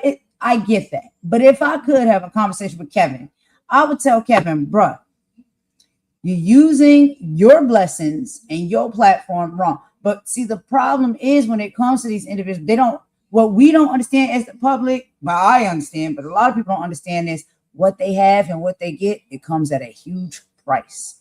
So like Kevin, if you moving and shaking and operating the way you're supposed to be moving and shaking and operating as a Black man for your people and your community, you're in a position to be able to give other people within your field, your community, and your race opportunities to where they don't have to be publicly whipped and humiliated, right? You should be in that set position, right? To do that. So it's either one or two things, Kevin. Either really what you got really don't belong to you and you still are a puppet on strings, like Cat Williams said, and double down at the roast and explain exactly why he said that. And I still agree to that. Or number two, sir, you really don't even like or support your own people, because there's no way that I have the money, the opportunity, and a position of a Kevin Hart, and I'm gonna let my sister over here have to go through public humiliation on a stage like that at a roast that's meant for me. And she gets humiliated the most because all she looking is to get her payout that she is so hardly been working for her entire life that she deserved, but has never got because of Lord knows what reason. Is it because of how she looked? Is it because she's a Black woman? Is it because she's beautifully chocolate? Is it because she's too outspoken? Why she ain't get her opportunity in her day in the sun yet? And you mean to tell me her Netflix special and her opportunity, her day in the sun, comes with her having to be publicly humiliated at a roast that was meant for you, Kevin. Kevin, that looks like you sacrificing her. And you in a position where you could help your sister out. But you helping your sister out, it comes with her being humiliated like that. So apparently the power that you say you will and all of the things that you say that you had in a position that you in, it's given to me, Kevin, that you really ain't got it like you try to present like you got it. Because there's no way. Either you don't like your people, you don't like black women, or what's the other choice? What's the other option? Y'all tell me, am I crazy here? Is my head spinning around in circles and I'm looking like a psycho? No, I'm telling y'all for real. That makes no sense to me. A black man from Philadelphia that has supposedly called himself getting it out the mud. You gonna sit up there and let your sister? You gonna let your sister? And I don't care if she said it's okay. I don't care if she said it's okay. When she said it was okay, as a black man, you should have told her, no, that's never okay. And we're not going to go about it this way. And you will not. And I will not tolerate or allow you to be humiliated like that. Now him, little shucker and jiver, if you don't care if you're being embarrassed and you're being talked about and you're being, racially humiliated, that's one thing. But this is your sister in comedy over here. You see what I'm saying? And you going to sit up there and have a production with your name on it that you sign off, and don't even sit over there on these radio stations and tell people you ain't got no control over that. That's a lie, and I don't want to hear it. You won't gaslight me. I don't know if you're going to gaslight other people, but you had some say in that production, Kevin. Yes, you did. And I understand she agreed. I understand she agreed. Because she's been working so hard her entire career and never got what she deserved. And when people get tired, sometimes they give up and they be like, you know what? Whatever it takes at this point, whatever it takes, it never takes that. It never takes that. Because that chips away at your integrity and your pride. We're not doing that. I'm not going to let my people do that. We're not going to allow people to chip away at our integrity and our pride. I know we work hard. We got to work 10 times harder than everybody. We know that. We know that. But Kevin, shame on you. Shame on you. Because from what you try to sell to us or you paint to us is that you're in a position where you call shots. You make dreams come true. You let your sister sit up there and get intimidated. You know what I'm saying? Not intimidated. I'm sorry. Humiliated like that. That's not your sister. That's not your sister, Kevin. And I hope Cheryl, I don't know, like she about to get it. Okay, cool. What's done is done. We can't change what's already done. But moving forward, no, absolutely no. I don't know, y'all. That's just my personal opinion. Some people may think, that I'm doing too much or I say too much or whatnot. I don't care. I really don't care. I'm being honest about my thoughts and my feelings and my opinion. And that's how I'm always going to be. I don't think that's right. We've seen Kevin, right? But I guess we understand why Kevin has what he has, because he's willing to do things like that. So if that's the reason why you get to the levels that you get to, because you allow things like that to happen, you don't see no problem with it, you shucking and jiving and doing the thing, then hey, you know what I'm saying? What can you expect? But dang, that's how you do your sis? That's crazy work to me. That's crazy work to me. Y'all let me know what y'all think. For real. Like, I can't get with it. I cannot get with that at all. Mama, what you say? She said, George Floyd and other comedy was horrible, and Kevin never spoke against the Floyd jokes. Child, he was told on the Breakfast Club, because the young lady, and I forget her name, please excuse me and forgive me for forgetting her name. I will remember it next time I come on. She spoke to George Floyd's brother and family members. She did an interview with them. They were highly upset and offended. And he sat up there on that radio station. She told him, and she asked him, she was like, did you hear the interview that I did with George Floyd family? No, I didn't listen to that. Nope, I didn't listen to that. Blah, blah, blah. So not only are you only trying to downplay her journalist skills, right? You're saying that because you really don't care. You don't care about how the family feel. You don't care about nothing. You made that very clear, right? Nasty word. So, okay, cool. We know where you stand, Kev. We see you for what it is. We see how you move and operate. And yeah, you shucking and jiving and doing the thing to get the things and the things and the things that you want in your life, right? And so you can be this big, grandiose person with all this, whatever the hell.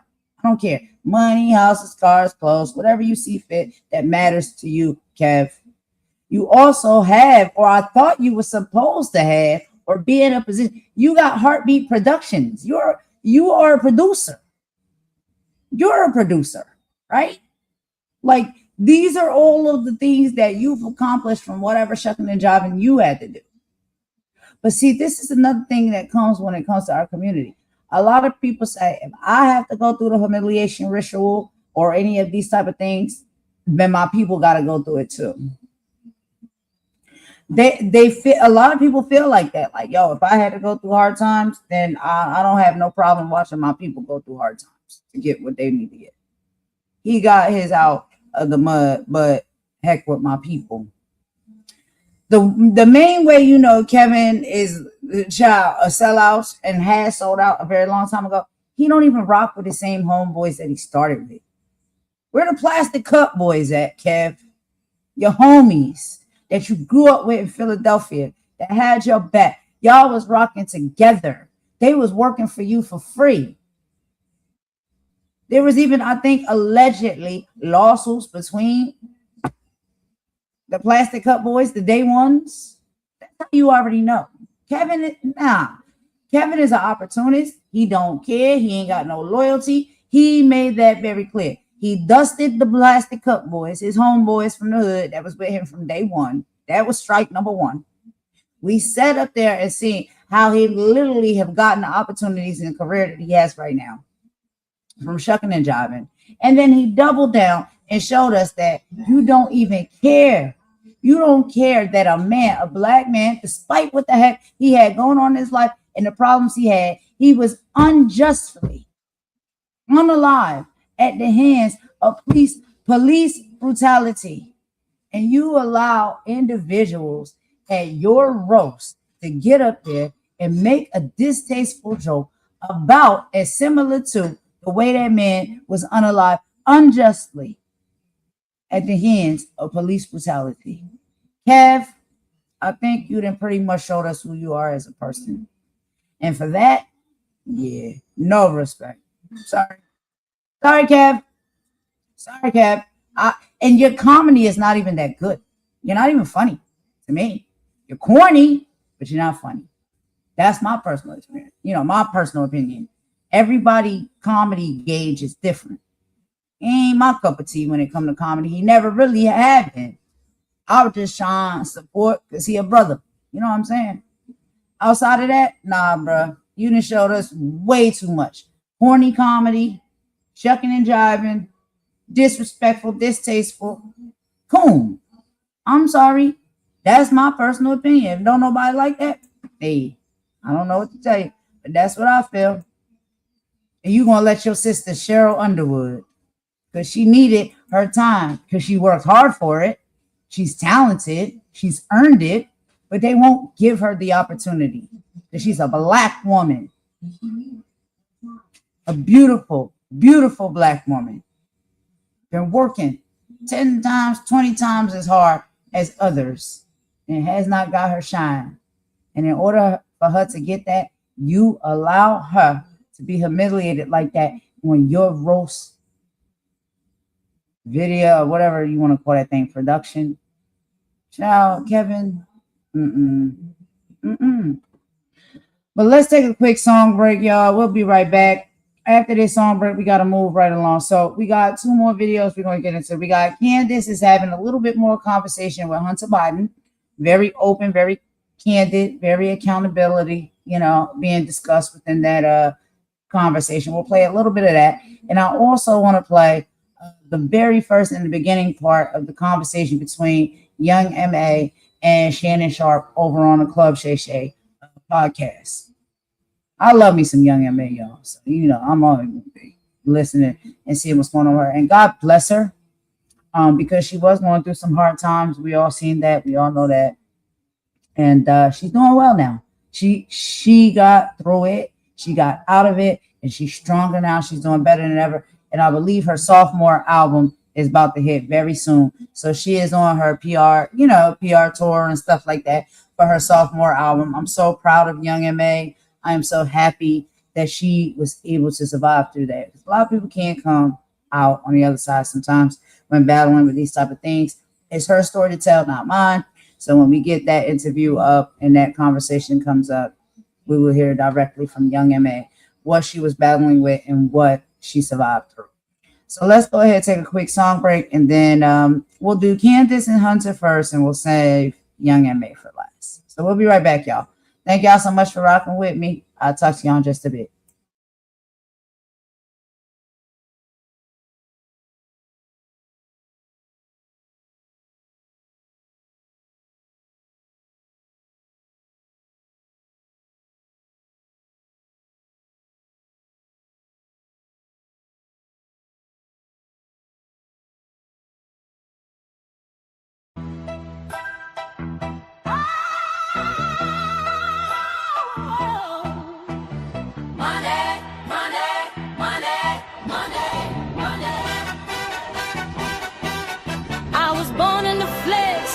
Chasing the check, but the weight of the world is a chain on my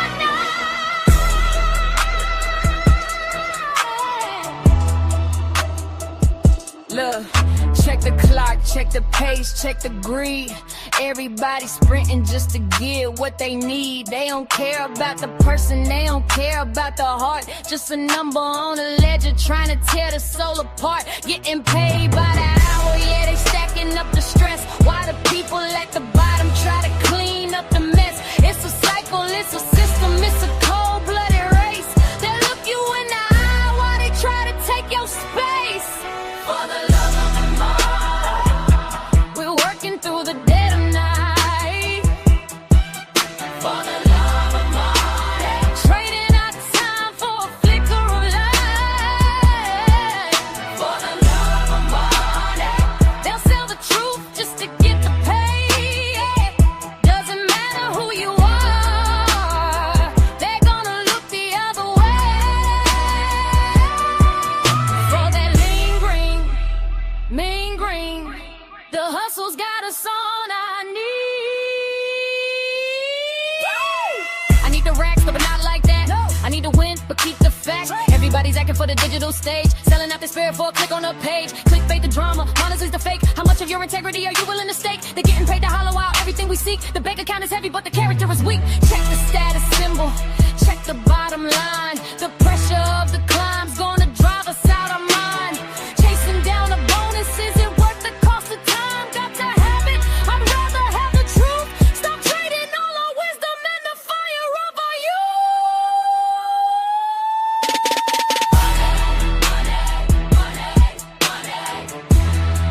Don't let the bottom line change you. Don't be a ghost for a paycheck. Stay real for the people. For the love of money. Golden Queen in the building tonight. Somebody hide Kevin feelings. Nah, for real though. Tom Brady came out throwing footballs at marriages tonight.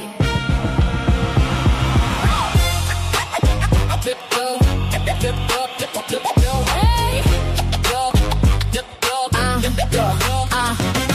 Black dress, gold nails, sit in front Hart roll classy, jazz band swinging, roast getting nasty. Cat walked in smooth like a final boss scene. Internet froze like, wait, y'all a team? Kevin sweating hard, smile looks shaky. Every joke hitting harder than Netflix lately. Cheryl had timing, auntie was dangerous. Killed the whole room while looking glamorous. Oop, talk that talk. Tony cross lines, room got tense. Some folks laughing, some lost common sense. One joke funny, next joke reckless. Twitter got activated, everybody restless. Ooh, too far. Nah, run that back. He roast everybody, now he getting roasted. Champagne spilling, whole crowd toasted. Look at Kevin face, Tom Brady wildin' right in the go face.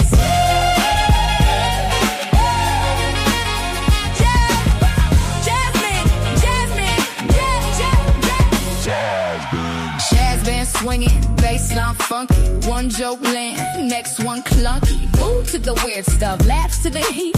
Comedy night turn Twitter beef. Look, Tom Brady stood up rich and petty, talking spicy like the divorce papers ready. Damn, Kevin like, bro, chill, cameras rolling. And Nico looking sideways, whole room folding. Cat in the corner smirking like a villain. And them detectives already rebuilding. Conspiracy theory slacking online. Was the scripted? Probably 99. With St. chaos mixed with champagne. Netflix laugh another way to the bank. Get the money. Then Tony came up, vibes switch quick. Everybody gone line, started typing thick pieces. One side yelling comedy free, other side like read a room please. Woo! Too soon. Awkward.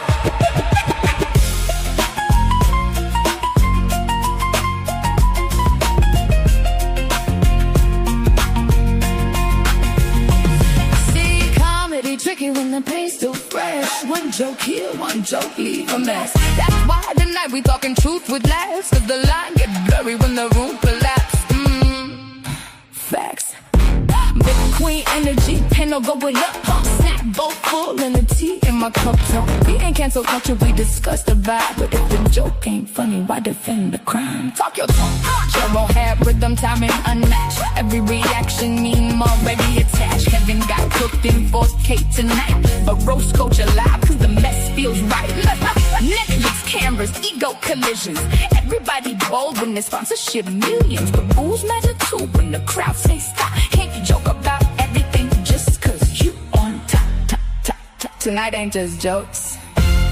It's ego, fame, controversy, and culture all mixed in one smoky jazz club. Some jokes landed, some jokes crashed. And baby, we discussing all of it tonight in the kingdom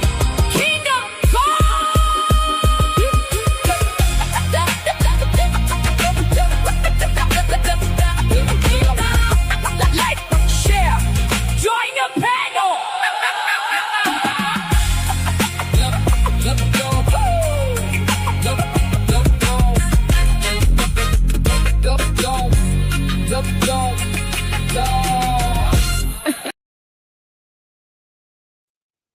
All right, y'all. So we are back. Let's go ahead and get into the next topic in the next video, y'all. So let me go ahead and get this up here on the screen for y'all, but I'll give you a quick little rundown of what we'll be talking about next. So now we're going to go ahead and move on over to Candace and Hunter Biden. So on one of the previous lives, I don't know if y'all watched or seen, we did play the beginning of the conversation with Candace Owens and Hunter Biden, okay? So in a twist that completely fractured the right-wing ecosystem, conservative media personality Candace Owens released a highly friendly, intimate interview with Hunter Biden. The sheer cordiality of the interview with Hunter, even defending Candace's right to question mainstream narratives regarding political figures like Charlie Kirk, triggered an immediate explosive civil war among right-wing commentators. Far-right activist Laura Loomer immediately threw Candace under the bus, publicly accusing her of backroom corruption schemes to cozy up to the Biden family, to influence a Delaware judge ahead of Candace's high-profile international defamation lawsuit. So this is basically what they were saying is the reason why she's cozying up to Hunter Biden. However, aside from that, if y'all sit and y'all listen to the entire interview and some of the conversation that's being held, it was very open and there was a lot of accountability taken.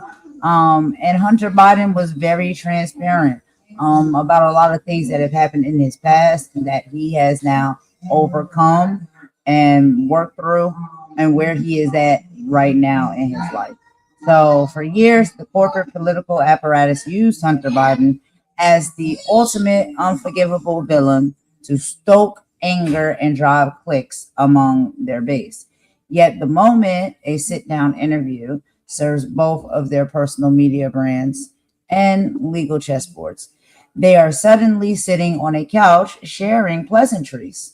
It proves that these mainstream political wars sometimes are just a performance for the public. That's, just some of my personal opinion. But there is also the lack of structural alignment. People will turn on each other fast, and we see that. Okay. So the second Candace stepped outside the mandated corporate script to do this interview, her former allies immediately labeled her a corrupt operative. There is no real loyalty, unity, or integrity in these type of spaces. Only opportunism. So y'all let me know if y'all agree with that or if y'all think that that is something that is trending and that is true. However, aside from all of that, I do believe that there are a lot of core conversations and things that are discussed within this interview and chit chat with Candace and Hunter that are more important for us to pay attention to, right? Like I said, there's a lot of accountability. There are conversations that are being had that are, basically him opening up and being candid about some of the mistakes he made and where his life was at the time. And, basically he's made it through that. He's on a better side of things now. And Candace also having to, and being open to apologize for some of the commentary that she made during a time where he was in one of, the hugest struggles of his life, which a lot of people don't always pay attention to because it's just about, talking about people, dragging people, but you never know what someone's going through. And so, yeah, he was going through a hard time. Candace used to make a lot of comments about that as far as like making fun of him and calling him out and exposing him.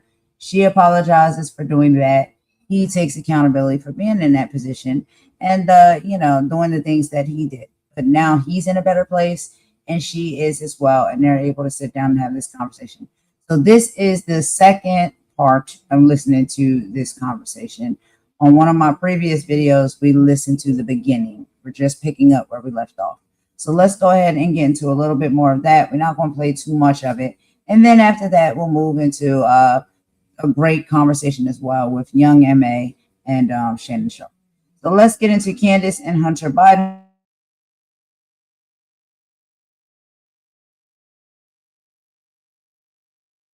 Until they can really see themselves for who they are, all of it, and decide to love themselves, then the cycle is just going to continue. It's just, at least in my experience, that's the truth. I think one of the things... Did I even answer your question? Yeah, well, I want to talk about the first time that you got introduced to it, because that's interesting. Oh, I know. I went into all the good stuff. Actually, start with that. Like, how did you actually get introduced? First off, describe for people who don't know the difference between cocaine and crack, because crack is a lot more addictive. Yeah. And so just what is the difference? I know I got a lot of heat for... No, it was fantastic. It was fantastic. I was like, well, he's actually very educated on this. And well, it's important to me to make the distinction that there's this idea that that there's this kind of a secret kind of special enhancement to powder cocaine that makes it into crack, and you have to have some technical degree in order to be able to do that. And let's start all the way at the beginning. I think that I'm genetically predisposed to be an alcoholic. I do believe that there is a genetic piece of it. I do believe that my brain works differently as an addict in terms of the way in which my synapses fire once they're introduced to the dopamine hit and the serotonin increase that occurs because of an introduction of a substance. I believe that that I became acclimated and physiologically dependent upon that when I started to drink in earnest when I was in college, in which you can control. And I made it through Georgetown, and I went to Jesuit Volunteer Corps for a year, and it's kind of like domestic peace. Well, the JBC. I was JBC for a year after college, and then I went to Yale Law School.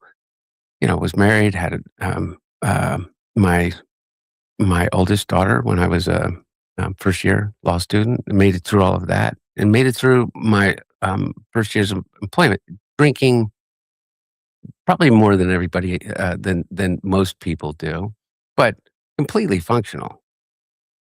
And one day I woke up when I was 33 years old to my brother calling me and say, "This has got to stop. Like, you got to stop." And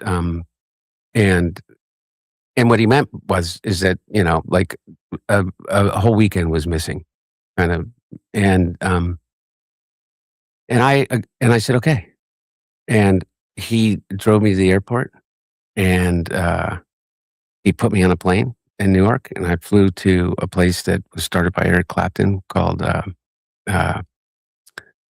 Crossroads in Antigua. And I went to rehab, and I came out, and I went directly when I came out. My brother picked me up from the airport, drove me to an AA meeting, walked in with me, DuPont Circle in DC. I met my sponsor at that first meeting that I ever went to, and I stayed clean and sober for about 7 years, and then I relapsed, and it was just such a mundane, stupid story. I was on a plane by myself. Everything was okay. Things were looking up. It was,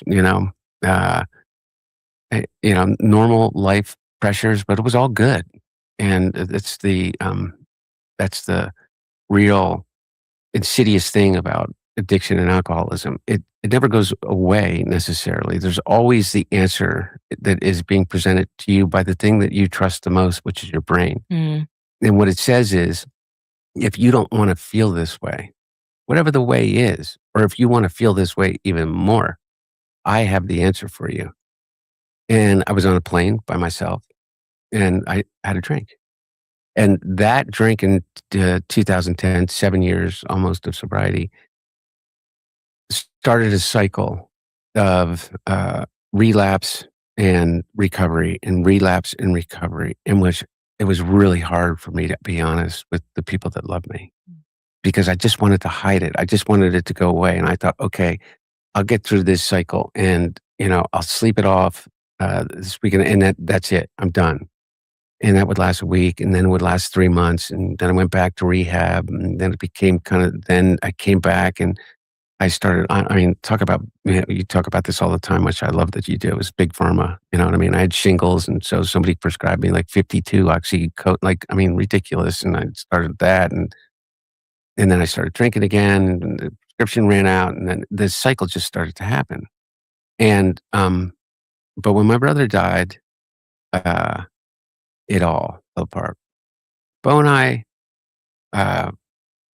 were, and I don't purport that our relationship was unique, or that his loss was greater than my loss of him was greater than anybody else's loss of their brother or someone that they deeply loved.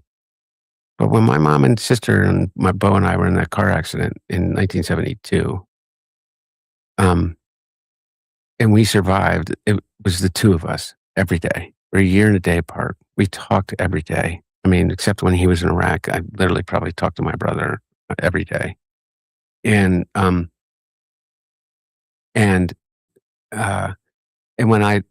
Bo died, my marriage fell apart after 22 years.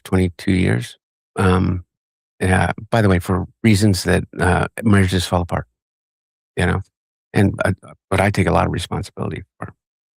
And And it just started a really, really dark cycle. In the past, when I would have these relapses, there was always someone in such proximity to me that they would like, I couldn't escape. In this instance, Bo was gone. Right after Bo died, I ended up separated from my wife like within the month. And my dad, for the first time in my life, who was my rock, was stuck in his own grief, like deep, deep grief. Mm.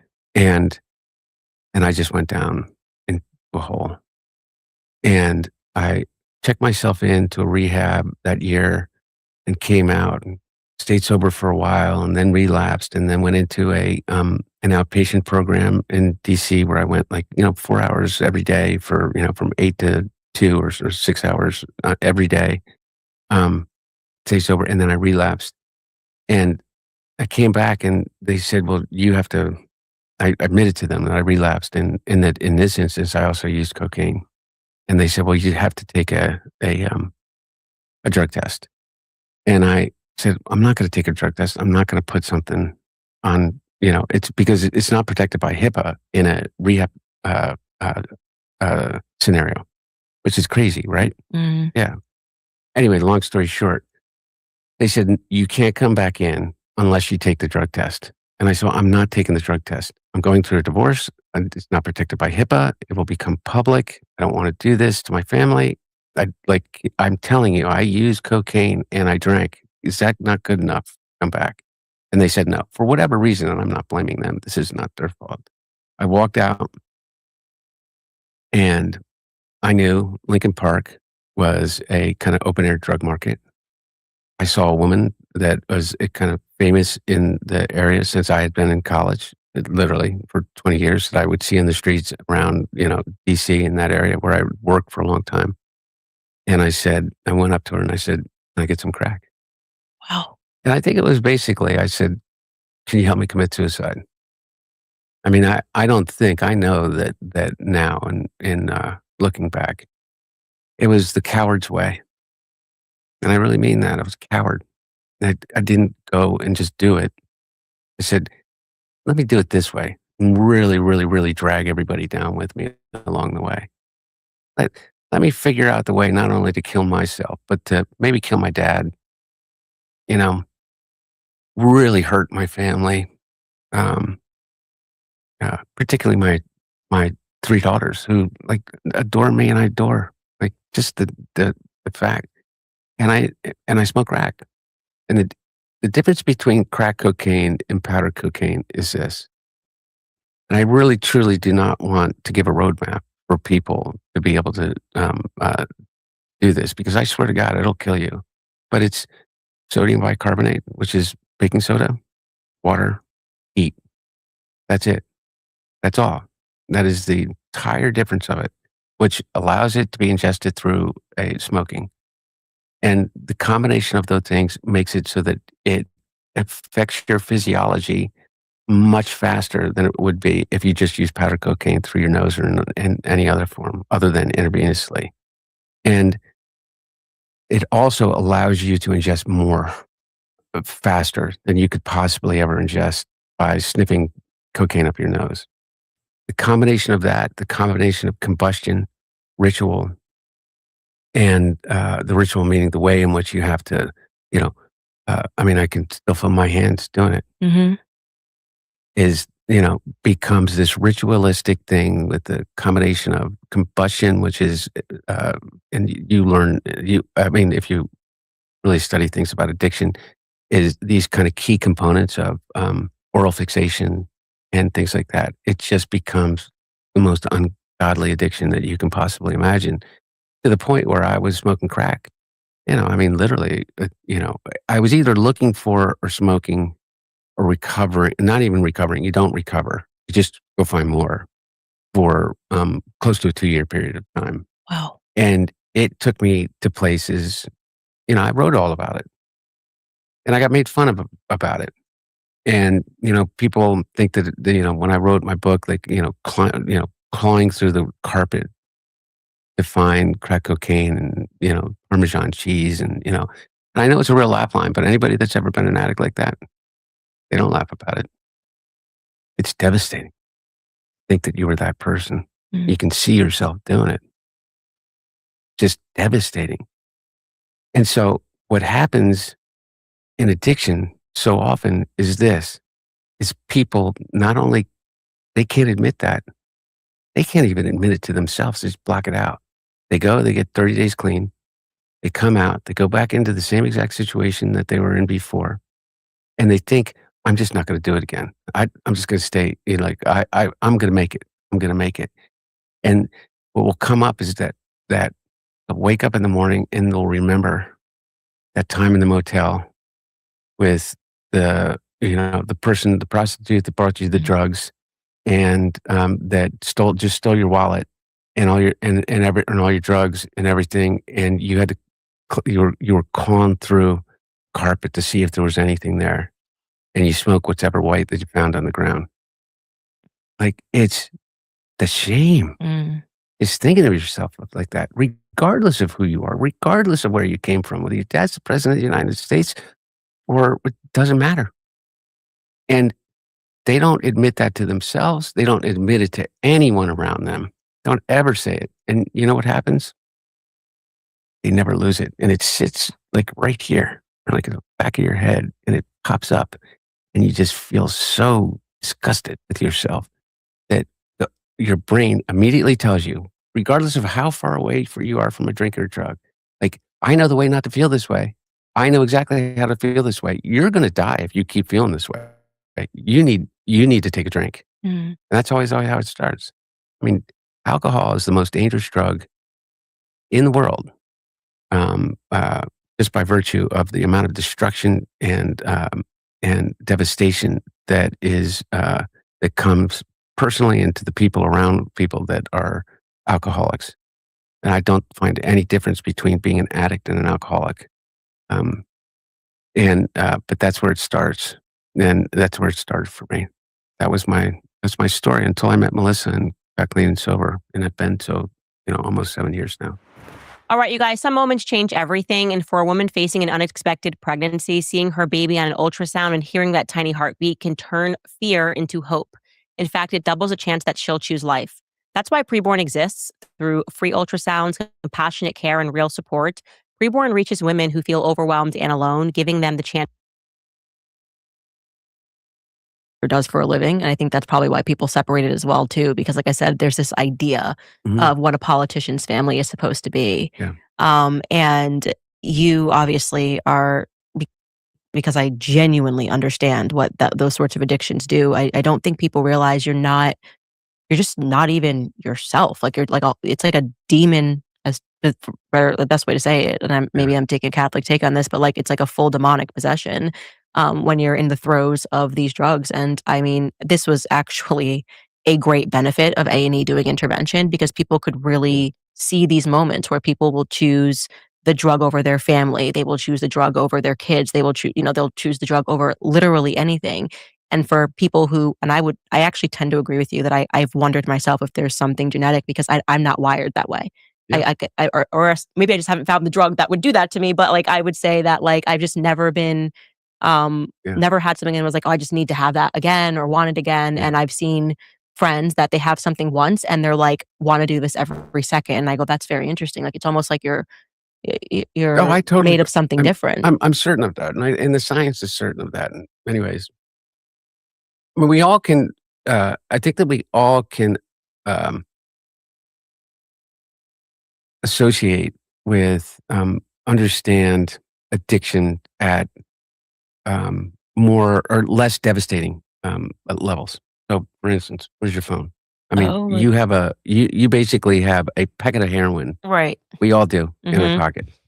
Yeah. Constantly giving us that dopamine, which, by the way, we can get to talking about that, because I think that we are not nearly as divided as people as we think that we are. I think that bag of heroin in everybody's pocket is feeding them a lot of that division. But so we can all kind of understand the compulsion to do things that aren't that clearly aren't benefiting us, like staying up until 3:00 in the morning and going through your For You page on TikTok. Every mother, father, can watch their teenager do that and go, God, this is awful, and I'm going to take his phone away. And then they turn back to their phone and they they start going through their phone, like, I'm, I am not any better. So we can kind of all understand that compulsion. It's when the compulsion becomes just so the blast radius continues to grow. So the difference between being a addicted to your phone and being addicted to crack cocaine, I'm not saying are the same, but at least we can kind of get a little bit of an understanding of the physiology of that, of the way in which the brain actually works. But it's like the micro versus the macro. Yeah. Yeah, exactly. And everybody has the micro. But so you can see the micro impact of it. But I think that one of the reasons that why people are so like shocked by my story, and by the way, and we're able to conflate. So if the New York Post every day for 6 years runs a picture on online. I mean, I think they literally at one point did like 1.5 stories of me a day for an entire 18-month period. Okay. And in each, it didn't matter what the subject was. It was a picture of me naked with a prostitute, with whatever, and with a crack pipe in my lips. So what? So I don't get mad at people when they go like, "Was that your cocaine?" Like, well, number one, the White House. It's like, it just doesn't make any sense. I had 7 Secret Service agents with me at any given time, everywhere I went. The idea that I was in the Situation Room and would decide to drop off I mean, but beyond that silliness is I don't blame people for not realizing that I have worked my effing ass off. I mean, in this environment, the proudest thing that I've ever done is stay clean and sober through all of that. Every piece of it, right? Both the trials, through the accusations, through the, Alexander Smirnoffs and Gallups and Konstantin Kuliks and Lev Parnases and Rudy's and Steve Bannon's and all of that. Is it purely because of the love of the people around me and my willingness to own it all? I'm sitting in front of you. Yeah. And you're not taking that away from me. Right. No, and by the way, that's the beauty of it. Yeah. The realization at one point is that you can try. I have no fear. No fear. And that's why I'm here. More than anything is because I probably, I'm certain that we disagree on a lot of stuff, but there used to be a time, Candace, where you and I could sit down together and disagree about tax policy and disagree about, the Catholic Church's view on abortion, or disagree with, whatever the subject may be, and still be able to go have a meal together. Right. I talk about that often on my show. Like back when I was left leaning in college, my best friend was Republican conservative. Like it wasn't so at each other's throats and hating each other and wanting to destroy one another. And, you could kind of see the good and the bad and go, well, this is why I have this perspective, and perspectives could change. And that was allowed too. I think about what it was that, just revisiting what made a lot of people, including myself, so angry about you. Or I guess it wasn't really about you. It was the gaslighting. It was the letter that came from people saying it was Russian propaganda. That is what is driving us crazy about the Epstein files right now. It's what's actually leading, ironically, to the collapse of the MAGA support, is we don't want to be gaslit. Yeah. And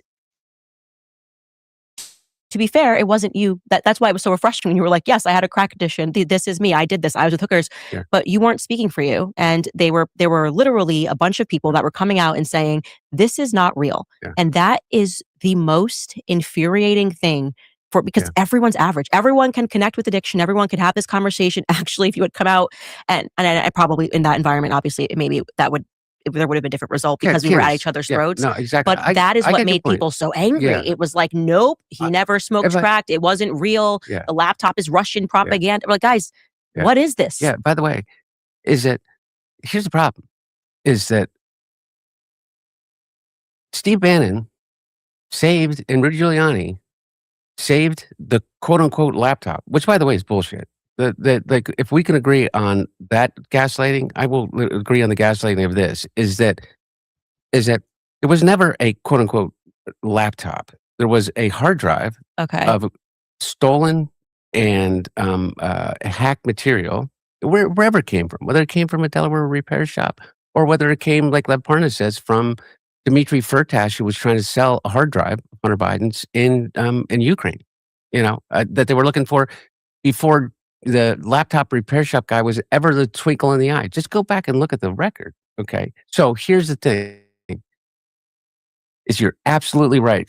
And and this is like the freedom of being able to say this. It's like, yeah, they should have let me go out and talk. Yeah. But it was 2 weeks before the campaign. And then then the election was over. Steve Bannon, it goes on and with his buddy Gao, the Chinese billionaire that's now in prison, and that is like a Chinese spy or whatever, where he got arrested on his boat and all that the crap. There is go listen to it. Go listen to the recorded conversation in which they say, like, the laptop, like, we got him. We so we collected all the salacious pictures and we put them out there. And then Rudy went out and stood on the steps of the Newcastle County Courthouse with Bernie Carrick and said, this contains child exploitation, like pure, pure. All right, y'all. So that's the very beginning of this live and this great conversation between Candace and Hunter Biden. And so one of the things I thought was really good about it is, like just the openness, the transparency. If y'all watched my previous live, you can see where they first start talking, and this is where they're at now. And Hunter is being open about some of the things that he's seen, he witnessed, he experienced. And Candace is being open and candid about the fact that, maybe she called him out. She says some things about him or whatnot. And, she's taking accountability for that as well. So I just wanted to give y'all a little brief insight into a few more minutes of that live and that part of the video. We'll get into some more and talk about it a little bit deeply as we keep pushing forward, because there's like more deep things that they're going to discuss, and that's going to come out within that entire sit down.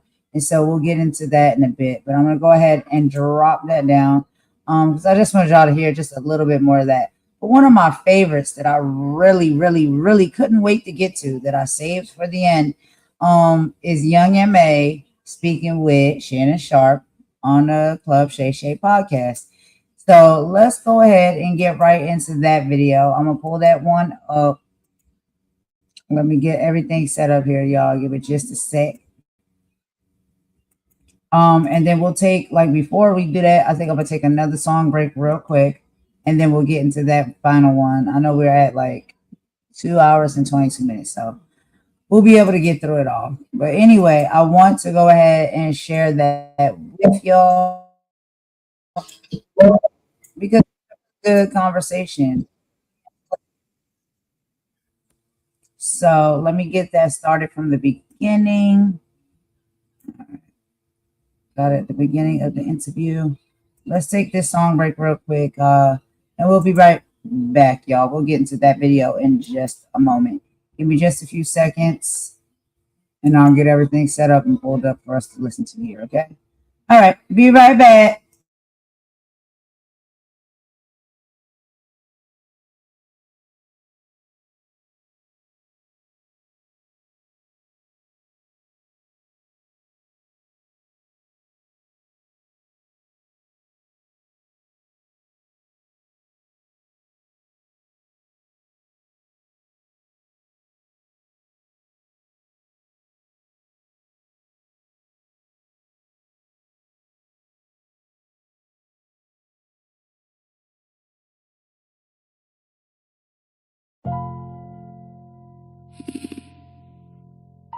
Yeah.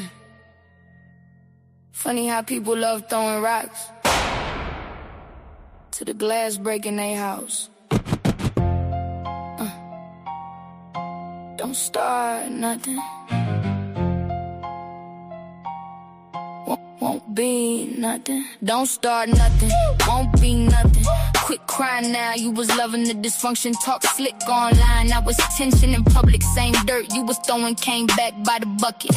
Don't start fires you can't put out.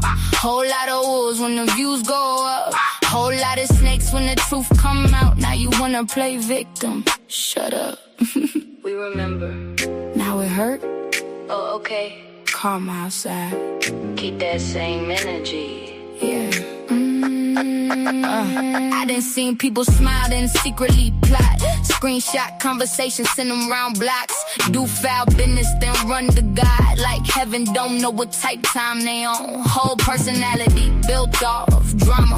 Whole page built off tearing down mamas. Whole crew fake. Everybody gossip, then act confused when life get darker. Nah.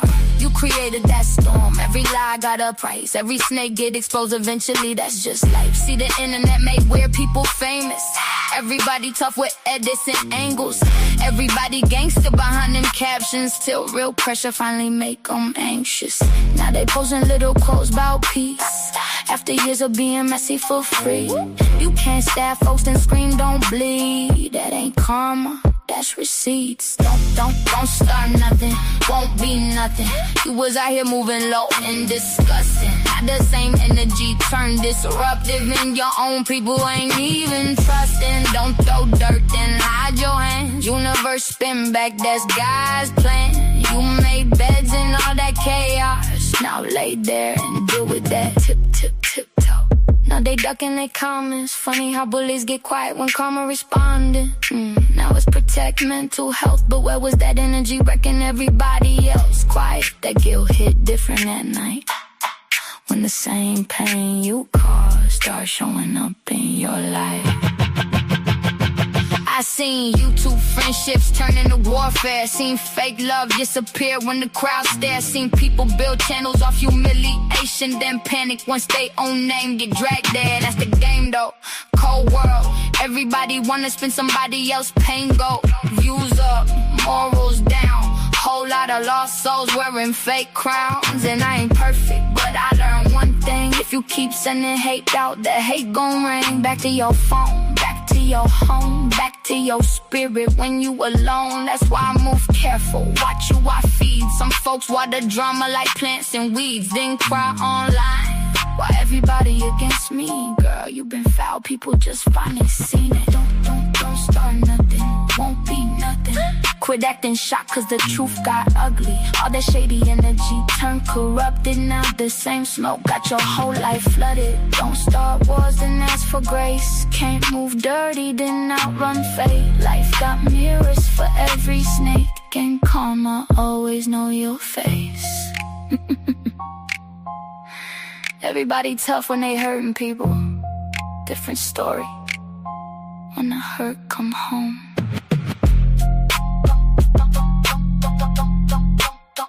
Don't start nothing.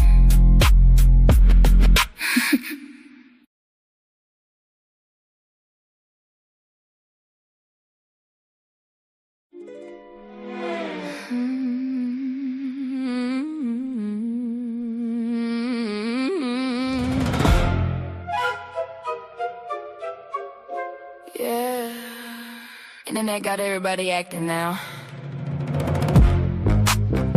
Everybody realtor receipts pop out. Ooh. Whole time, half these wars got sponsorships attached. Facts. Ding.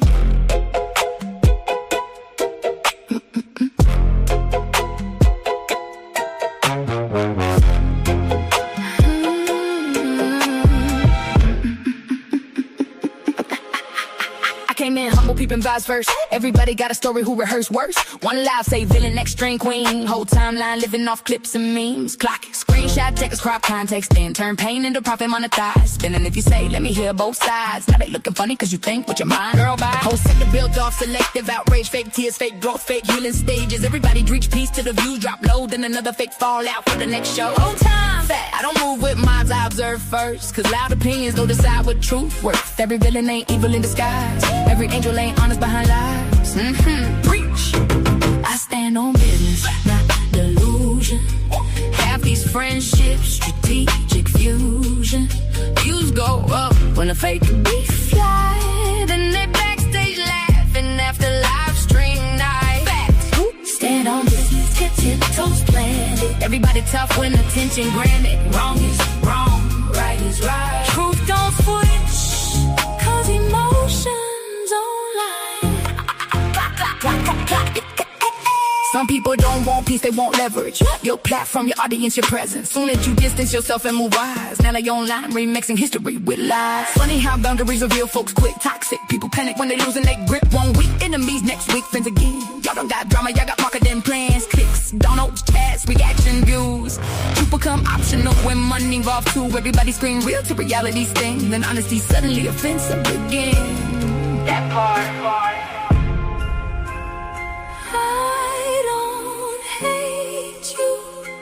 I just see clearer now. Some people love chaos more than connection. Some people only loyal when they need protection. I stand on business, solid pressure. Can't buy integrity with views or extras. Everybody asking for digital consumption. Whole lot of chaos for online discussion. Facts. Stand on business, no pretending. Truth stay truth when the trending in. And I won't fall just to fit online. Cause truth don't pick sides. Truth survive. Truth survive. Survive. Truth survive. Survive. Truth survive. Survive. Survive. A lot of these friendships transactional. A lot of this outrage profitable. Truth survive. Truth survive. Truth survive.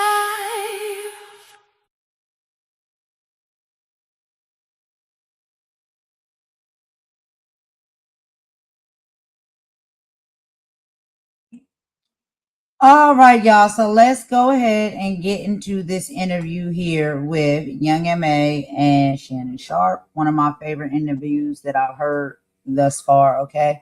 Listen real close, y'all, because y'all know she had a medical and a health scare. And thanks to God, you know, she is still here. She made it through that. But let's just listen to her strength and her journey and some of the things that she went through, which is why I say you just never know what somebody is going through.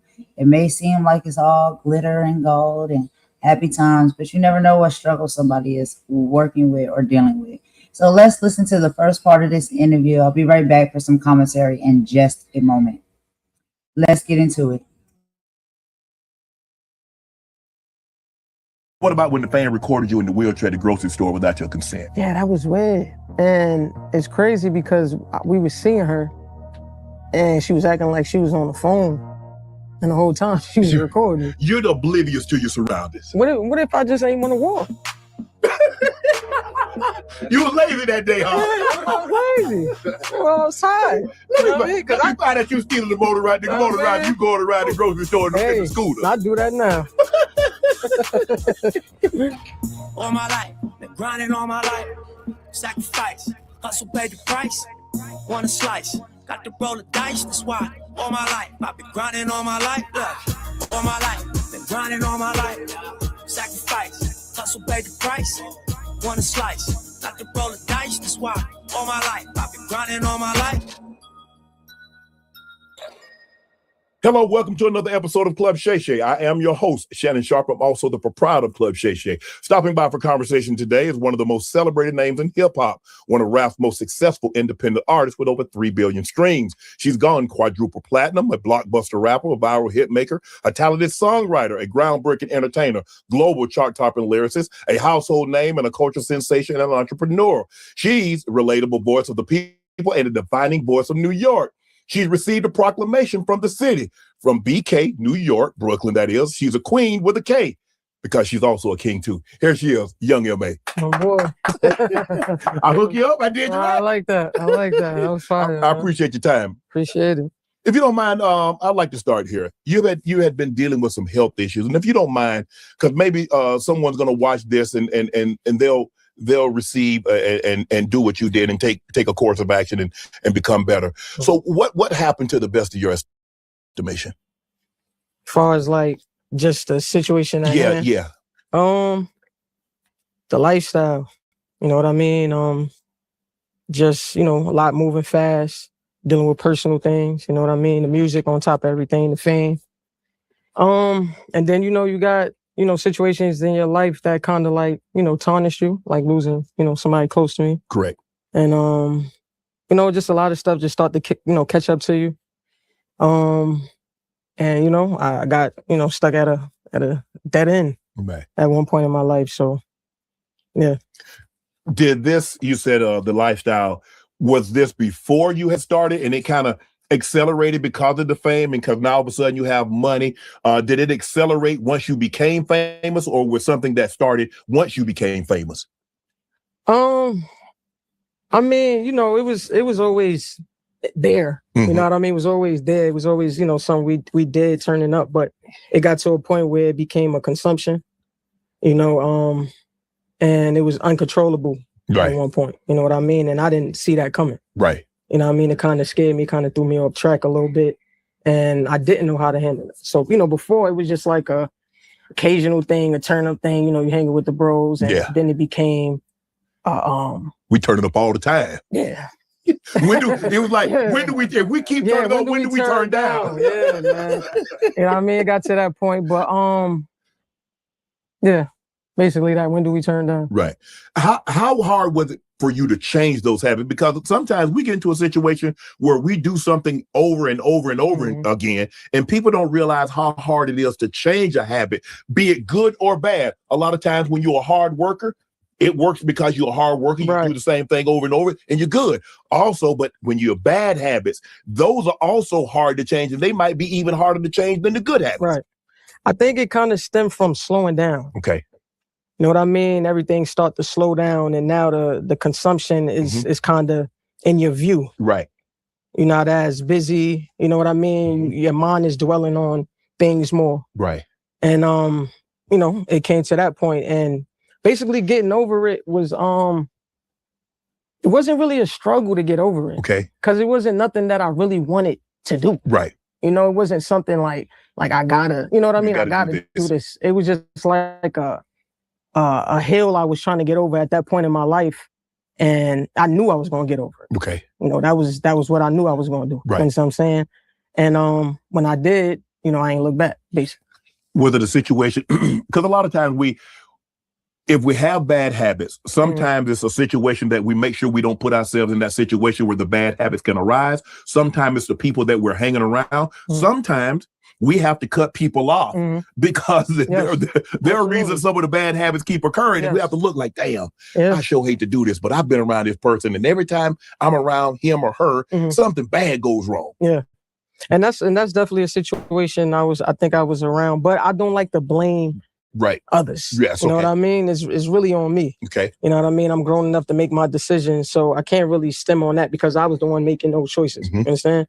But yeah, man, just basically, just getting past that situation and really focusing on, what I do best. Right. You know what I mean? It just got to that point. I had to get over it. Like, I was too consumed in my personal life. Yes. And I'm that type of person too at the same time where I do separate the two. Okay. You know what I mean? Like even on the internet, I don't bring nothing personal. A lot of people don't know a lot about me. Right. You know what I mean? When it comes to music, it's just music. Right. And that's what I try to keep it as. You know what I mean? And I got to a point where I kind of got pulled into the personal a little more than the music because the music was at a standstill. Mm-hmm. So, you know what I mean? But like far as the drinking in itself, it really caught up to me unexpectedly. Because it was a normal thing at first. And then too much consumption caught up to me. And then I didn't realize what I was really doing to my body. Right. Like like people don't understand that. Like when you used to something normally, like it's just a normal thing, because it never was like a habit. Right. It wasn't like but when it turned into that, it became scary. Right. And I didn't know that part. Mm-hmm. You know what I'm saying? So that's why I said getting over it was something I wanted to do, because it was like, what is, I ain't used to this part. You know what I mean? Well, who is that person? And I don't know, maybe you looked in the mirror and did a self-reflection or a self-check, but who is the person that pulled you aside and say, this ain't it? God. God. Because I'm the type of person, I don't really seek help from people. Like I'm a self-healer. Okay. I got myself into this. I'm gonna get myself out. Okay. Like I kind of blocked the world out. Okay. And that's exactly why you didn't see me so active in music. Okay. Because I knew I had to handle this before they see that. Right. You know what I mean? So yeah, basically that. You know, sometimes it's the battles that people don't see that are the toughest for us to overcome. Because a lot of times if someone sees that you're going through something, they're going to cheer you on. Because, you would go to a football game and everybody cheering and everybody get right. You go to a sporting event and everybody cheering and everybody get angry. But you're suffering. You're dealing with this on your own. No one really knows what you're going through. Right. And sometimes we get in our own head and the toughest battle to overcome is the one that we... Yes, that we tell ourselves. Yeah. Absolutely. And God. I mean, it ain't really nothing else to, explain by that. It was just something that, I had to acknowledge. And once I acknowledged that was it for me. You acknowledge, you dealt with it. And it's probably going to be something you'll have to deal with every single day. You'll wake up and have to make a conscious decision. Well, I want to be the best version of me. How has your life improved since you made that decision? Say, you know what? The old, that ain't gonna cut it moving forward. Yeah, facts. Health. Yeah. Health is wealth. Health is wealth, man. You know what I mean? Fitness. And just the relationship with God. Okay. A lot of people don't know the difference. It's like you can believe in God, but do you know how to have a relationship with him? You know what I'm saying? And I think that was like my crossover. It's like I believed in God. Right. I always put God first. Correct. But after this situation, I created a relationship. Oh man. You know what I'm saying? It's a different feeling. It's a different energy, motivation. You know what I'm saying?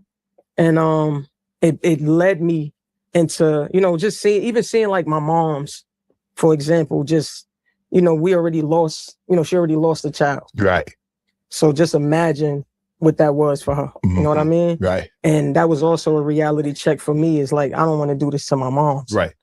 And so you're like, okay, I made this decision. You said, were you religious growing up? Were you brought up in the church? Because you said, I believed in God. And, hey, I prayed for things, but I didn't have a relationship with God. And if you don't mind, can you explain to our viewers and listeners out there the difference between knowing who God is and now cultivating a relationship with God? Yes, because I think it's when you go through something. Yeah. That's how I think that's how that's created. Because you can grow up going to church. You know what I mean? You got your grandmother or your mother or somebody just taking you because it's just a traditional thing. And you just know the surface of it. Yeah. But when you go through something, like, I don't know how to explain it. It's like you have to go through something. You do. You can't explain that to somebody that never went through something. Right. Because it's still going to lay on the surface for them. It's a situation, a lot of times, we have success and we're like, oh, thank you, God, for this. But when you go through something and you have to say, Lord, have mercy. Yeah. Boy, it open your eyes, won't it? Yes. Because a lot of times when we have success, we really think it's us. Yeah. We really think it's us. But he said, you know what? I'll make you call on me. And that's another thing. You know what's crazy is that I always put God first. Like Yes. I never was this cocky artist. Okay. I've been humble my whole entire life, career, everything. You know what I mean? Like my fans even know that. And I always put God first. But like now is like, that part is easy to say God did it because everything's good and gold and glitter. But when you at a low point and God pull you out of it, that's where you see the difference in, oh yeah, God did that. Yeah, Nobody he did but that, him. but God did that. You know what I'm saying? Yes. That's the difference right there. But the regular season is a wrap and the NBA playoffs are finally here. And there's no better way to cash in on the high flying hoops action than Prize Picks, a preferred partner of the NBA. Every bucket, every dime, every win means more when you're playing on Prize Picks. So don't pass up the next shot with Prize Picks and get $50 instantly in lineups when you play your first $5 lineup. Do it live in the 2026 NBA Finals Sweepstakes Alert. Pick live squares during the NBA playoffs, and you could win a trip to the NBA Finals. To enter, just make a $5 lineup with at least one live player pick during any part of the 2026 NBA playoffs. Live player picks are picks made after the game is already in progress. Prize Picks is simple to play. You know it's playoff season. It's been electric, and the Knicks have been super hot, and they're on fire. Jalen, Josh, Cat, more. Get in on the action at Prize Picks. It's now available in all 50 states, including California, Texas, Florida, and Georgia. Download the Prize Pick app today. Use code Shannon to get $50 in lineups after you play your first $5 lineup. That's code Shannon to get $50 in lineups after you play your first $5 lineup. Prize Picks, a preferred partner of the NBA.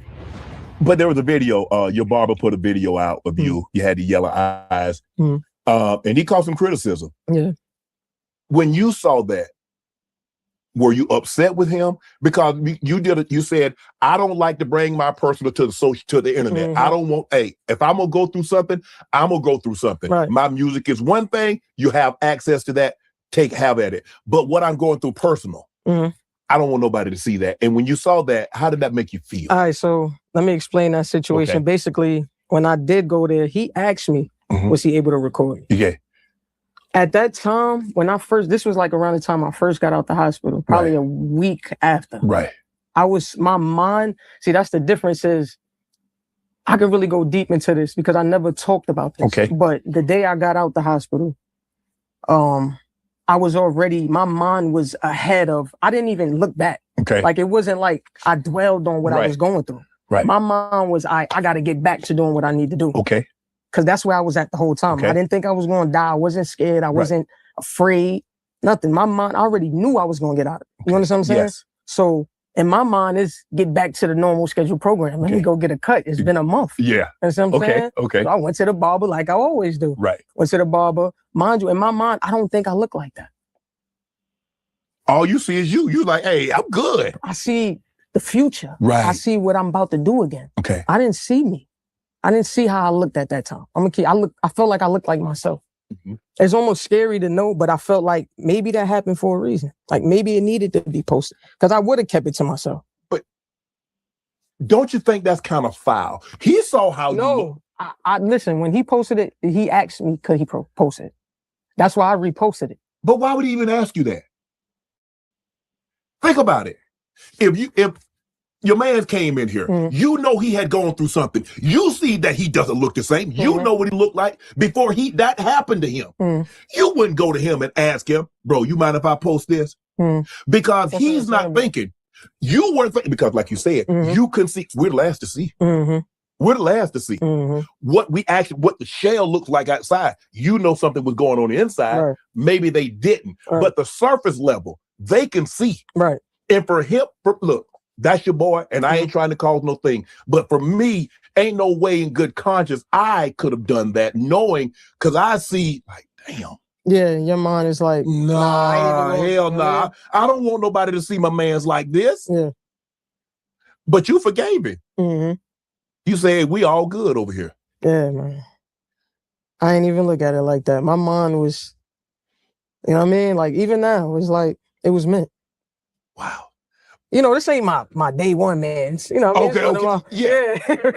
You know what I mean? Like, Nah, this ain't one of my day one mans. It's just, one of the barber I was, casually going to. But that's what I'm saying. Yeah. Oh, so that explains it. Because I don't think your day one would have done that, would have put you in that situation.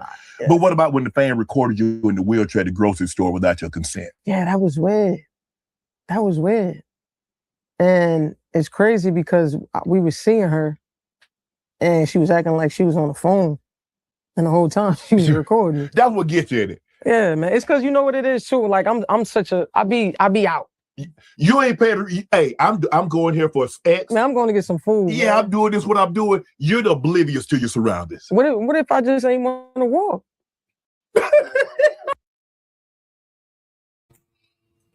All right, y'all. So I thought that was a pretty good first part of the interview and the conversation. What do y'all think about that so far? That's only about 15 minutes in, and they already have said so much that's so heavy that I think many of people can attest to and may have had an experience with themselves, right? So I think it's an excellent interview. And because it is so good, what I'm going to do is when I come back and I do the next live, we're just going to cover this entire conversation. Because I love me some young MA, and they really spitting facts and knowledge and wisdom on this live. So we're going to do that and cover the entire thing. I just wanted to give y'all a little taste, a little bit of it so you can hear exactly what it is they're talking about. Young MA is coming out with her sophomore album, and I can't wait because I love her music. So, yeah.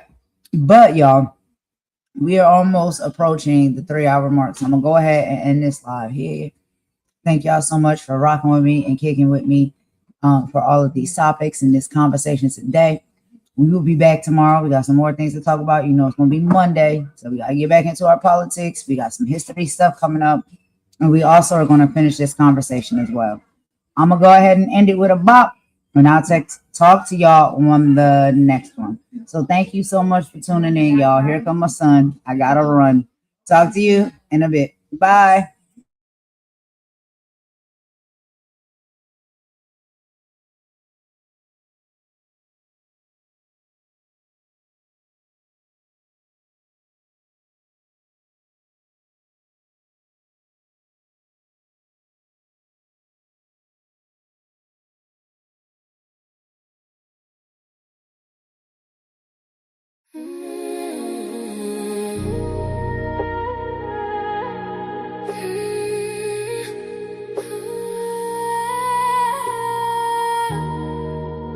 They don't know her like I do.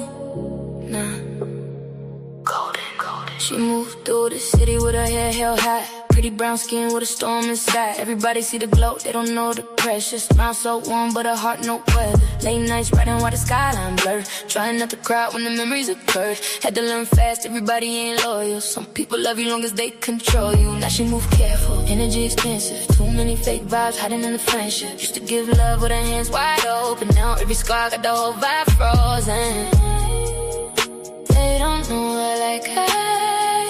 No, they don't know. She goes by golden, soft voice, deep so hope or glowing. She goes by golden. City lights dancing with her heart stay open. Long dark roads, but she still stay focused. Everybody watching, but they don't really know her. By golden. Too much grace with the games they throwing. Real love, rare, so spirits they got it. Beautiful soul, but the pain left marks in it. Mirror tell the truth when the lights go dim. All the things she carry weight heavy within. She survived nights she don't even speak on. Still finding peace while the whole world ain't wrong. Funny how the love disappear when you're healing. Funny how the fate come around when you win. Now she trusts God more than people intend. Just cause smiles hot to me and hitting the big. She's still soft-hearted but she way less naive. Can't keep pouring love where there's nothing received. Still dancing slow through the hurt and confusion. Trying not to lose herself chasing illusions. She survived the fire. Still glowing through the smoke. Still still dangerous. Still chosen. She goes back golden. So deep in the whole room noticed. Heavy lies couldn't break what was chosen. Still standing tall while the whole world folding. She goes back golden. Heartbreak turned to pens in the matter. Now the tears got rhythm when she's singing. And they still don't know her like